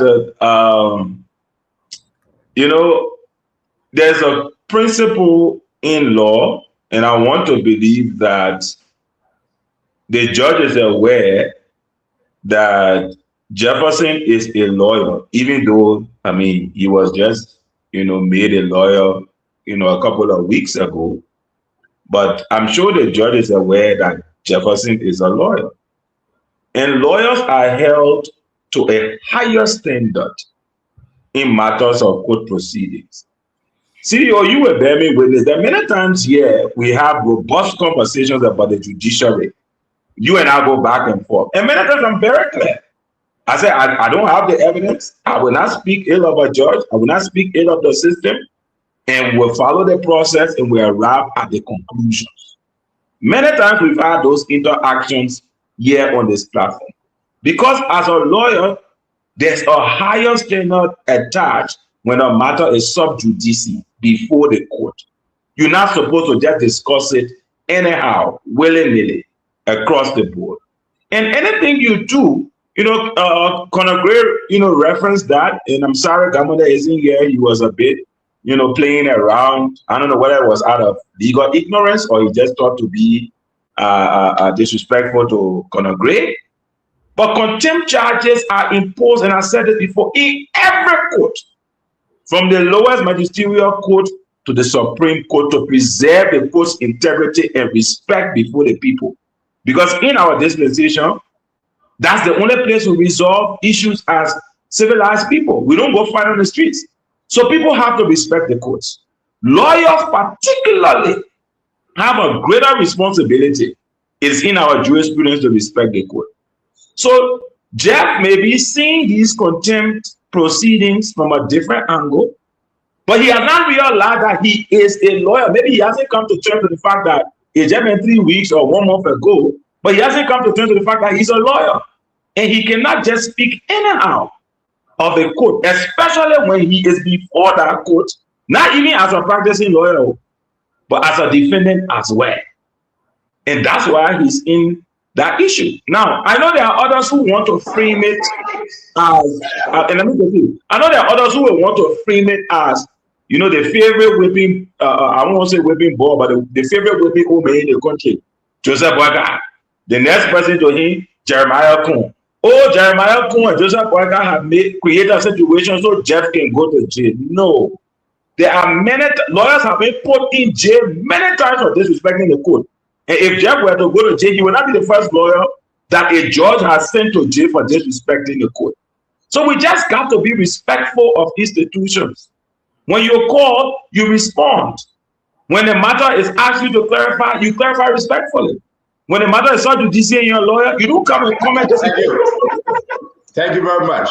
Thank you. Again, we just got to bring that up. We hope everybody enjoyed the show today. I want to say to all of you, it's been a wonderful show. Let's do our closing. And in our closing, Jeremy Pierre announced something that is very, very important for us to share. Let's take a listen as we recognize our friend and brother newspaper front page. Let's listen and we'll do our closing. The government of Liberia announces further that the first batch of 20 individuals to be transferred to Liberia on the arrangement will arrive in the country on Thursday, August the 20th, 2026. Meanwhile, the government has made the necessary preparations for their reception at the Rabat International Airport and for their stay in Liberia. The government wants to emphasize that those being brought to Liberia are being received as guests of the Republic in keeping with Liberia's long-standing tradition of being a country that has provided shelter to all those seeking refuge and protection from persecution, wars, and other forms of conflict. The persons to be transferred from the United States of America to Liberia should therefore be accorded full Liberian hospitality whilst in Liberia and shall remain free to depart the country when they so desire. Okay, just to be very, very clear, those are not deportees.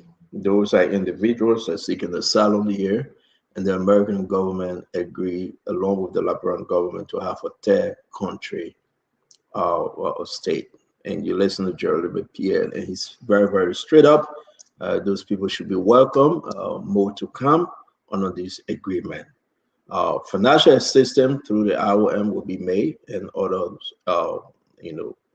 organizations. So if you need more, again, I'm saying about this because if you ever travel and you seek political asylum, you know they're important. In this relationship, I don't know your position on this. So in your closing, you can tell the Liberian people whether it's good or whether it's bad, but it's just fair for us to speak to it as we build more diplomatic relationships. These are asylum seekers. These are asylum seekers. Yeah, they are seeking asylums here in America, but the cases, stay online, and so for them to be out there, they have to wait, and it's like you carry them to a third country.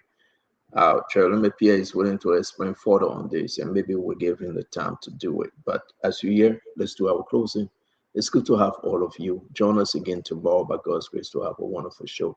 Dr. Richardson, let's go to you first.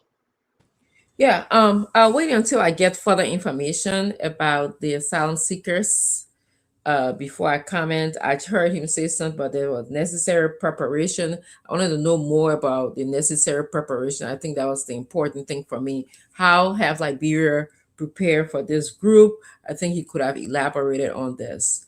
But I want to just end by stating when I joined the conversation, Chef Koyati was here. And I remember asking him what was his take on Liberia resolving the border crisis diplomatically and also requesting interventions from the UN. At first, he responded and told me that he wasn't the spokesperson for the government. But then I said, well, I wasn't asking the spokesperson of the government to speak. I was asking you. And he said something that I want Liberians to take home tonight.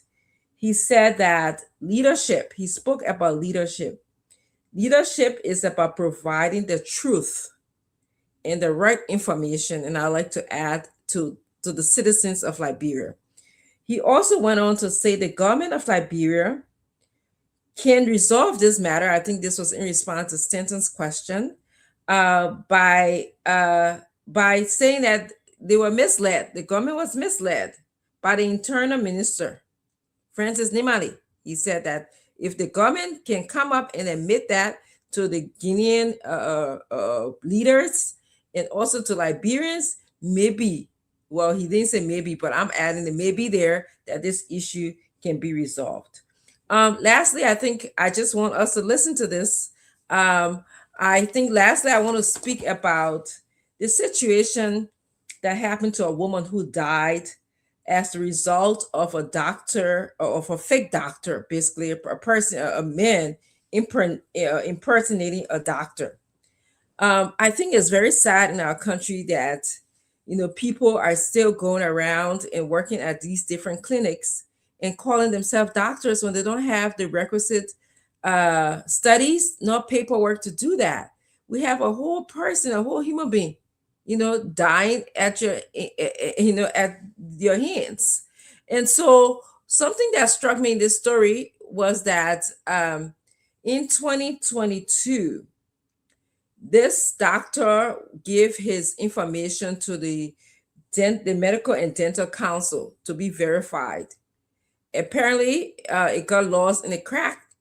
I'm not blaming them, but I just want them to begin to scrutinize everybody's paperwork, okay? Make that a yearly thing. Every 2 years, I have to apply to the state in which I'm licensed in. You have to do that. You have to answer certain questions about your morality. You have to answer questions about your criminality. If you've been involved in criminal activities, or you've been on any moral actions taken against you, you have to answer those kind of questions. So I think that it will help our country if we do that.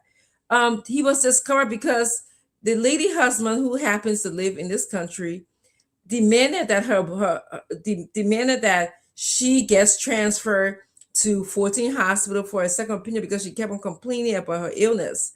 And so this doctor, this fake doctor, let me say fake doctor, had the audacity to refuse to send the woman, to transfer the woman. So after a lot of questioning of him and his credentials, he ended up transferring the woman. But when she got to 14 Hospital, that's where they discovered that he was fake. His documents are fake because none of the things that he did for her to feel better, was comparable to healing someone.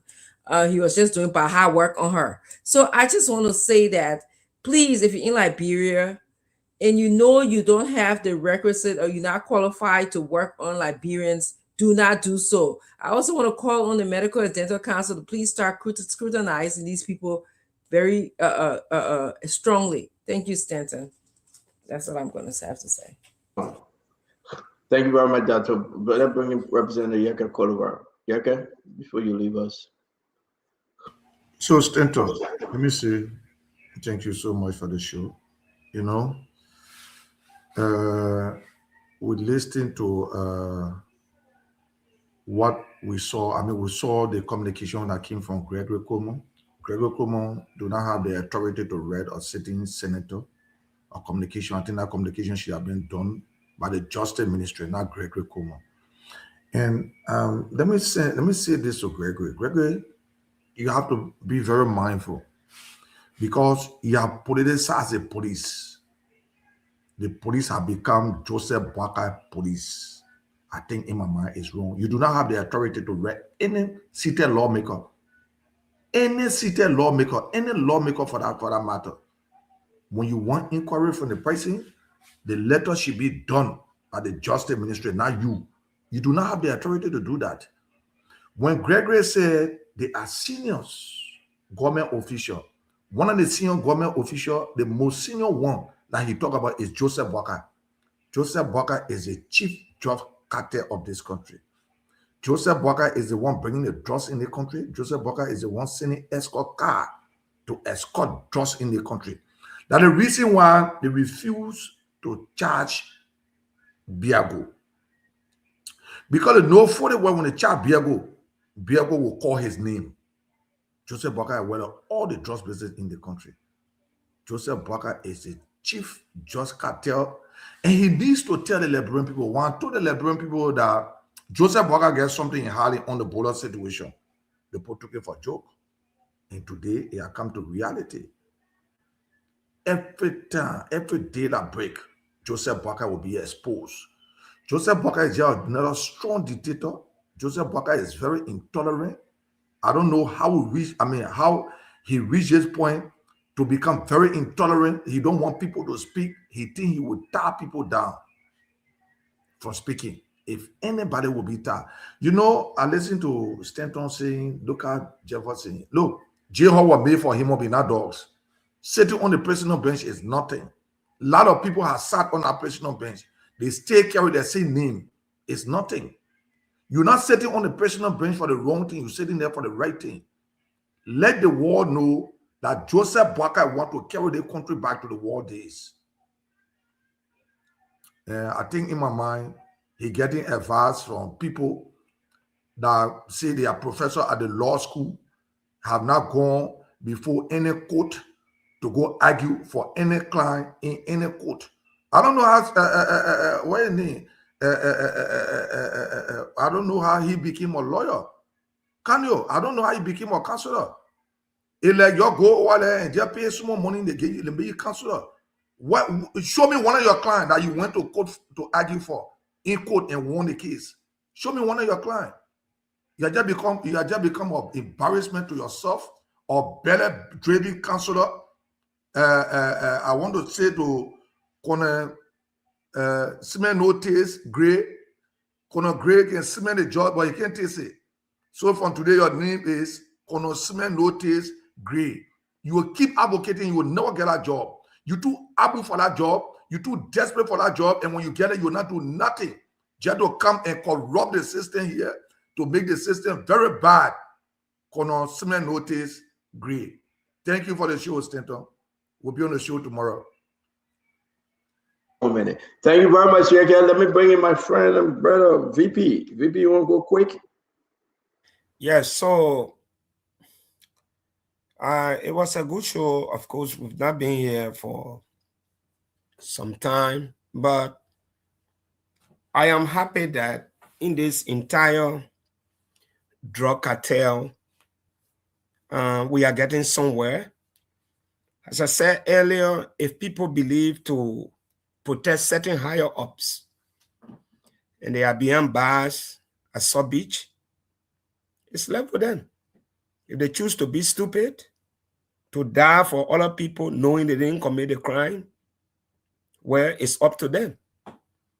If they also believe that by bearing the consequences on behalf of top government officials that are alleged to be involved, it's up to them.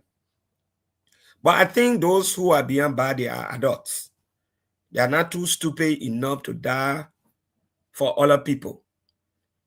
And during the court hearing, I think it will be an opportunity for many Liberians to get the true facts of what really occurred. And Stanton, there's one thing to accuse someone.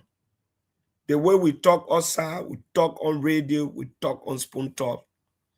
When you get to the court, the way you will talk is different, completely different. The court can humble you. And I'm hoping that while we are celebrating, we have to be careful also. So as people who are arrested or accused, when we get to court, the very government we are saying, oh, they are fighting, they should be in a position to provide the evidence. And sometimes, Stanton, maybe you need to know this. It could be possible that certain people, the charges alone, they know, lawyers can detect. We'll put certain charges on you, but when you go to court, this is what you can use to exonerate yourself. At the end of the day, we'll be talking, oh, the court is corrupt, they free the people, and they're kind of talking all kinds of tabata. I like how the investigation is proceeding. We saw what happened in the past. 100 million, when the matter went to court, the way we talk, also, the court asked different questions, asked for pieces of evidence. Saying they were not produced, say, my man, go here, we'll have no case against you. I don't want this to be the same, because Liberians, the way we are celebrating, when the matter goes to court and the people walk out, forget it. On the issue of Mary, bro, people need to understand. If 5 of us are charged, and the same people that charge us, they say, the other man, we don't have case against him, they can decide to throw the case out. One thing people need to understand is this. When the executive branch, through the police or whatever, arrest an individual and take you to court, their authority sees a certain level. It becomes the matter of the judicial branch of government to look into it. So that different issue there. If the court look at certain evidence and say, no, I don't think this thing, it makes sense. Like in the case of Mary, bro, the people that carry on there, they say, no, we don't have evidence. The court is under obligation to accept. So again, this whole drug thing has eroded some significant things we're supposed to be talking. Everyday drugs. For me as a Magibian, while other people are celebrating investments, we are discussing drug cases in my country. 300 million case, as if that would have been a very good significant form of investment package for Magibi. But we are carrying drug dealers in Magibi to try them. It's just so shameful. Very disappointed. But we hope that justice will prevail. Yeah, thank you very much, Mandela Patrick. Dr. Richardson, can you please take over? It's Bible study time for me. I want to appreciate every one of you as you do your closing. Come back again tomorrow. We have a wonderful show. Good night from my end. Dr. Richardson.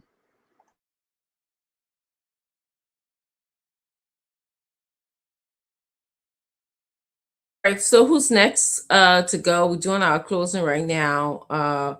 Fubi Henry, Chief Henry, can Chief Henry go and then Jacob Jala, because they're in long distance from us here, please? Yeah, so good show, good points. We get few points for Jefferson Chelsea stuff. Let them like that man small. It talks too loosely. And when you try to advise him, it costs you.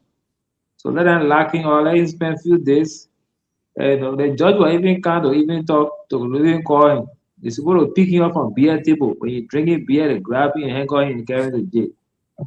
So how is supposed to treat that guy? No, you can't just speak loosely when you say certain place and you call yourself lawyer. You should be able to guide your words and know how to speak.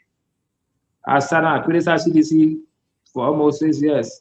Never a day anybody came to arrest me because I knew the words I was saying. I was hard on them, but I managed my words. They monitor my radio program a lot of the times, but they had no reason to come say, let me arrest me, because my words were intact, but I was hard on criticizing them. So you go learn that. Nobody's talking about criticizing government. You're free to criticize government, but just choose your words wisely as you criticize them. Yeah. The Murray Brook case, I always say this, they say go Lord Sheila, not the same. So everybody got different graces. So like VP said, they can arrest 10 person and they can let one or two person can be let off the hook for obvious reason, for legal reason, legal grounds. They got legal grounds to let you off, and sometimes it just be mail luck or your own connection. And so those that are charged and are formally being indicted by the court, let them go and face the weight of the law, and we wish them well. Just ask for fair trial so that at least everybody can walk. And I think Kanye said something to Ambassador Kuyate. I think everybody should take you.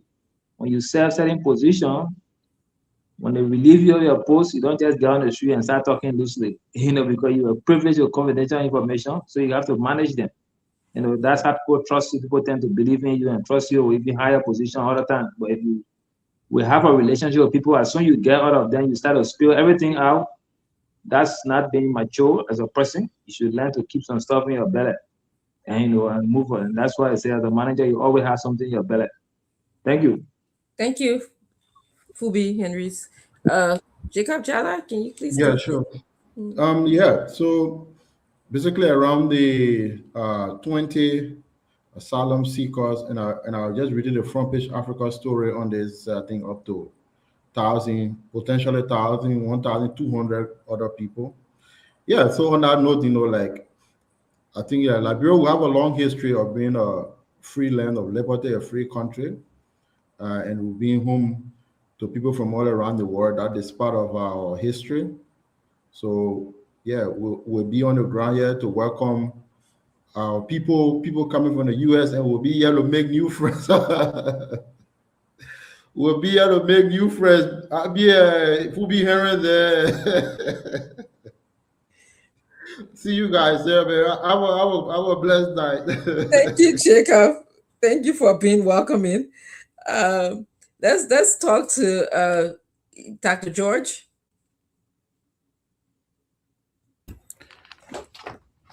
Thank you, Dr. Chino. We're just saying. I have to wait for a second because I have both Remy Gray and Fadiga here together. I know they will probably want to say the same things. So okay.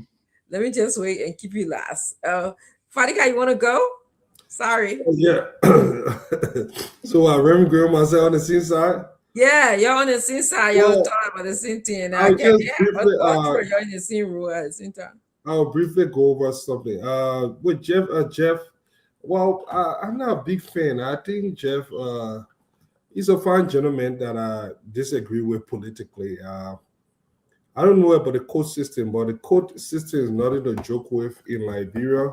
It's one of those areas that it may not be the best that we have, but it is what we have. We have to respect it. And him being a lawyer too, I thought it was a little, strange that when he made that statement. But I don't know much about the case. All I can say is I wish him well. On those people coming to Liberia, look, Liberia have just joined a long list of countries, including Ghana, Sierra Leone, the DR Congo, Rwanda, that have accepted third country deportees. These are not criminal. I know the usual suspect will want to spin it. I saw one airline that said dump on us. No, these citizens, according to the government, they were vetted for medical issues and other security concern. If you look at those kind of people, are people that are on asylum, that are seeking to regularize their status in the U.S. And according to Donald Trump, infinite wisdom, he don't want them on the U.S. soil while they are going through the process. Some of them will go back. Some of them will be given an opportunity to have asylum in Liberia, because this is what we do. This is Africa's first independent nation, the nation that gave birth to democracy, independent in Africa. To a lot of countries, people came to our show. The freedom fighter for around Africa came to our shows to seek refuge. So this is not the first thing. Our constitution says it, that people of non-Negro descent cannot be citizens, but anybody of Negro descent can come to our shows and be citizen. So that is who we are. And then I will close on this Amara Corner stuff. Look, I will caution the police. I will caution the police IG. Amara Corner is an ally. Amara Corner has far less to lose. Our biggest problem now is this fight against drug. I think we should not be distracted by it. I think we need to do everything to restore confidence so that the public have confidence in this fight. When you start hearing a lot of officials, a lot of people as close, like he himself said it. I heard him saying it. The other guy from the DEA, Wibuba, said it.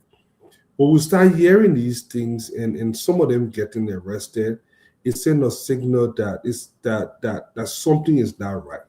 So I think we have enough blame to go around, but everybody have a point. Look, that the reason we are seeing drug being busted, the reason we are seeing people being arrested is because we are actually fighting drug crime.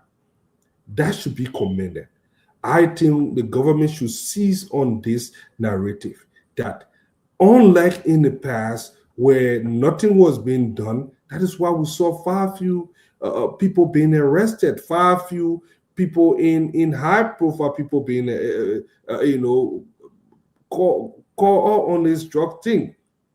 That is different within this administration. I think we have done a lot of good work in calling people, even people close to us, people close to the, in the hierarchy, the upper echelons of power have been called up. It shows that we are fighting, but we should not undermine our fight by making someone. I thought the letter, why it is true that it's right to ask a senator to provide those evidence, I think telling him to refrain from making statement or even a general idea of the letter itself. If I was advising, I would have told him, let us handle this in-house or in a committee room rather than having a formal written letter sent to the senator. It doesn't, for a PR standpoint, it doesn't look right. And some of the words in there was not proper. Thank you, Fadiga. Let's go, Remy Gray. Thank you so much for joining us today. It's good to see you. Thank you, Doc. The thing about Mary Brough, I would say we all know of popular cases where people would just be, excluded to probably snitch, speak against others who are in the. I mean, the outcome of any prosecution is to be able to prosecute as much people as possible.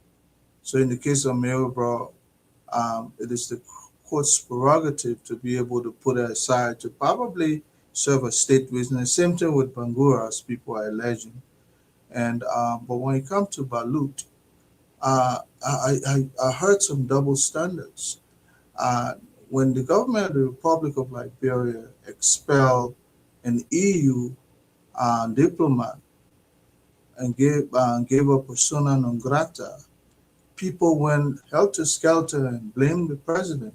Now, as diplomat representing your country or your institution, organization, there are fine lines you can walk. If you cross the border, of course, you'll be expelled. Sorry to say, Ambassador Balut might have been given persona non grata, so he's paying for that. And Article 74 of our Constitution back in 1986 clearly say any contempt of the court, any action that undermines, degrade, or sort of belittle the court, you'll be charged with contempt. And they took that precedent from a case 2 years earlier, Robert versus State. If you go to 32 LLR, 313, I want to say back in 1984. That's the precedent upon which the court based its decision against Prophet Key. So if anybody thinks Prophet Key was just sent out arbitrarily to jail, then they don't know where justice should be served. If anybody would do that, it would not be the Supreme Court. They had a legal basis, Doc. And when we speak, we must also speak with responsibility. People like Jeff have always come in and accuse people falsely, our children, our family members, everybody listening here. You look at somebody like Conor Gray, who has protected his own integrity for so long, and you say, I saw you went to a church. Those are statements that should be backed by staggering proof. If you can't, maybe did the same thing to the court. Because people like this, if you don't give them history to remember, they'll continue to be loose. And I'm not going to wish any evil for him, but maybe some of these kinds of action can help to straighten up because he's still growing. A man who is at that level does not know what to say, and especially as a lawyer, when you read law, the basis is to guide your conduct, principally. And if you have gone to that level and you still don't know how to say certain things so that you don't appear irresponsible, hey, somebody will teach you the lesson. And as far as I know, again, I don't wish much for him. As for Yeke, I'm not running over and over for any representative position. He needs a job. I don't. I live here, I sit in my office. I work, people work with me. So if I need anything, I'll be in Liberia today. So many openings there. Insecurity, I would have just appeared. and fight to see the president, I'll go there. Probably will say, "Oh, you got this much? Take a job." Thank You you. don't see me, I'm moving, I'm here. Then you telling me, but Doc, thank you so much. Some of these people just leave that. That guy doesn't appear to be responsible. It look like somebody who's losing his mind. Thank you. Dr. George, you want to close us and send us home? Yes, thank you. Thank you, Dr. Chinwe Richardson. Thank you, Fadiga. Thank you, Connor Gray. Thank you, G. Harry. Man, you put on making money to play. I will send you my cash out so you can send me a small thing. Yeah, because I'm hustling, I'm struggling.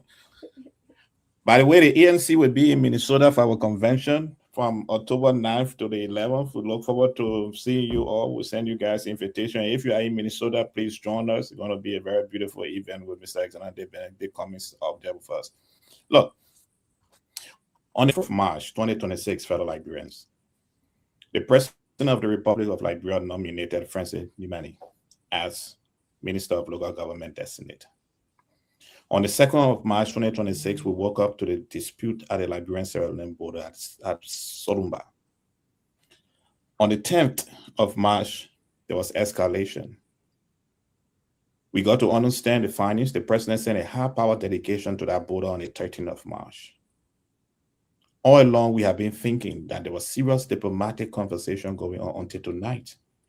When we realized that the ambassador extraordinaire and for special duties had informed His Excellency the President after he had come from a trip within a region with a delegation on March 7, 2026, informed the President that all hands was pointed to his nominee, Francis Nyimani, as Minister of Local Government. The President did nothing. The Senate was not informed, and the Senate confirmed Francis Nyimani on the 24th of April, 2026. Fellow Liberians, we have to run a serious country. The action of our president, knowing that someone was strongly linked to the situation that have engulfed our country, leading our country to a near war situation, that person is still serving as a minister, and the president was informed by his special envoy. I don't want to say all the time we've been saying the president did not know, he did not know, but tonight we found out that the president has been informed and he knew. He had the opportunity of withdrawing this nominee before this nominee was confirmed on the 24th of April. But let's take a step further, fellow Liberians. We see the Inspector General of Police calling on a sitting senator to support an investigation with the same words the sitting senator used, anchoring on the words of the Inspector General of Police when he told us on national television that there were senior state actors that were involved, and none of those actors have been arrested. But yet them still who want to believe that the senator was wrong for saying exactly what the Inspector General of Police have told us. But I said the senator was wrong. How about the police director the Inspector General of Police rather, when he said that the media institutions were being bribed by the drug cartel? Up to the day, he have not given us evidence to prove what he said against our media institution.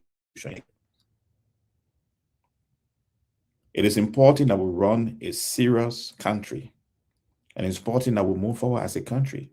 And every one of us, like as Liberians, we have the opportunity to make this thing serious. Oh yes, we believe in a judiciary system. We believe in the rule of law. We believe that this government should fight against corruption, because corruption is the ill that continues to eat the very fabric of our nation. But however, if in each investigative case, in the Capital ISON case, we saw a member of the Unity Party removed from the case, and now we have this case that is going on at the Criminal Code C, where members again of the Unity Party have been removed suddenly from this case. Have the government given an explanation why every time they have a big case, members of the Unity Party are quickly cleared from those cases? This raises a serious question of our prosecution. Are they only prosecuting those of us who are in the opposition? and letting those who are members of the Unity Party go free? Hopefully, the answer is no. But unfortunately, the evidence speaks to the fact that members of the Unity Party find it very easy to circumvent the justice system than those of us in the opposition. And it is not good for a democratic country. As we go to bed tonight, remember that there's an opportunity you and I have to change this country. We have been blessed with that opportunity, and it's now time for us to rise up together as Liberia to make our country one of the great countries in the world. But I would like to conclude with this. First of all, our country have decided to take 1,200 deportees from the United States of America. Our Minister of Information made it to look so glorious and wonderful that we are a great country who are receiving people from all around the place. It appears to me that people who have been deported to our country because of criminal activities and perhaps immigration fraud from another country is being received with open arms in our home with us even rehabilitating them, or even having a plan in place to understand their minds and work with them through the process of rehabilitation. Hopefully our government will understand that as we take the first 20 bash on the 20th of August, it's just Thursday, brothers and sisters, ladies and gentlemen, that this government will also have in place a program to rehabilitate. Yes, Liberia is a free country. We're made for free slaves to come, but it came for freedom. They came for a quest of a new life. They were running away from the torturous life of being a slave in foreign country. They were not coming as deportees. They were coming as people who wanted to live an equal life. The only country I know about that took deportees is a country called Australia, and there they have programs, and it took them hundreds of years to develop where they were today. But hopefully our government will have programs, and hopefully our country will be able to absorb some of these people, and will not just overlook their past, but will support them in building a great future. You all have a wonderful night. I look forward to this conversation tomorrow. Good night. Great. Thank you, Dr. George. Your last comments on the asylum seekers make sense. As somebody who does evaluations, psychological evaluations for asylum seekers, there are many people are telling me about the persecutions. You know, you have persecution based on the race, the gender, you know, the sex, sexual orientation, and so many things. So that persecution is something that there should be programs developed to assess the level of persecution. So thank you very much. Good night to everybody. Thank you for joining us. We'll see you tomorrow. Bye-bye.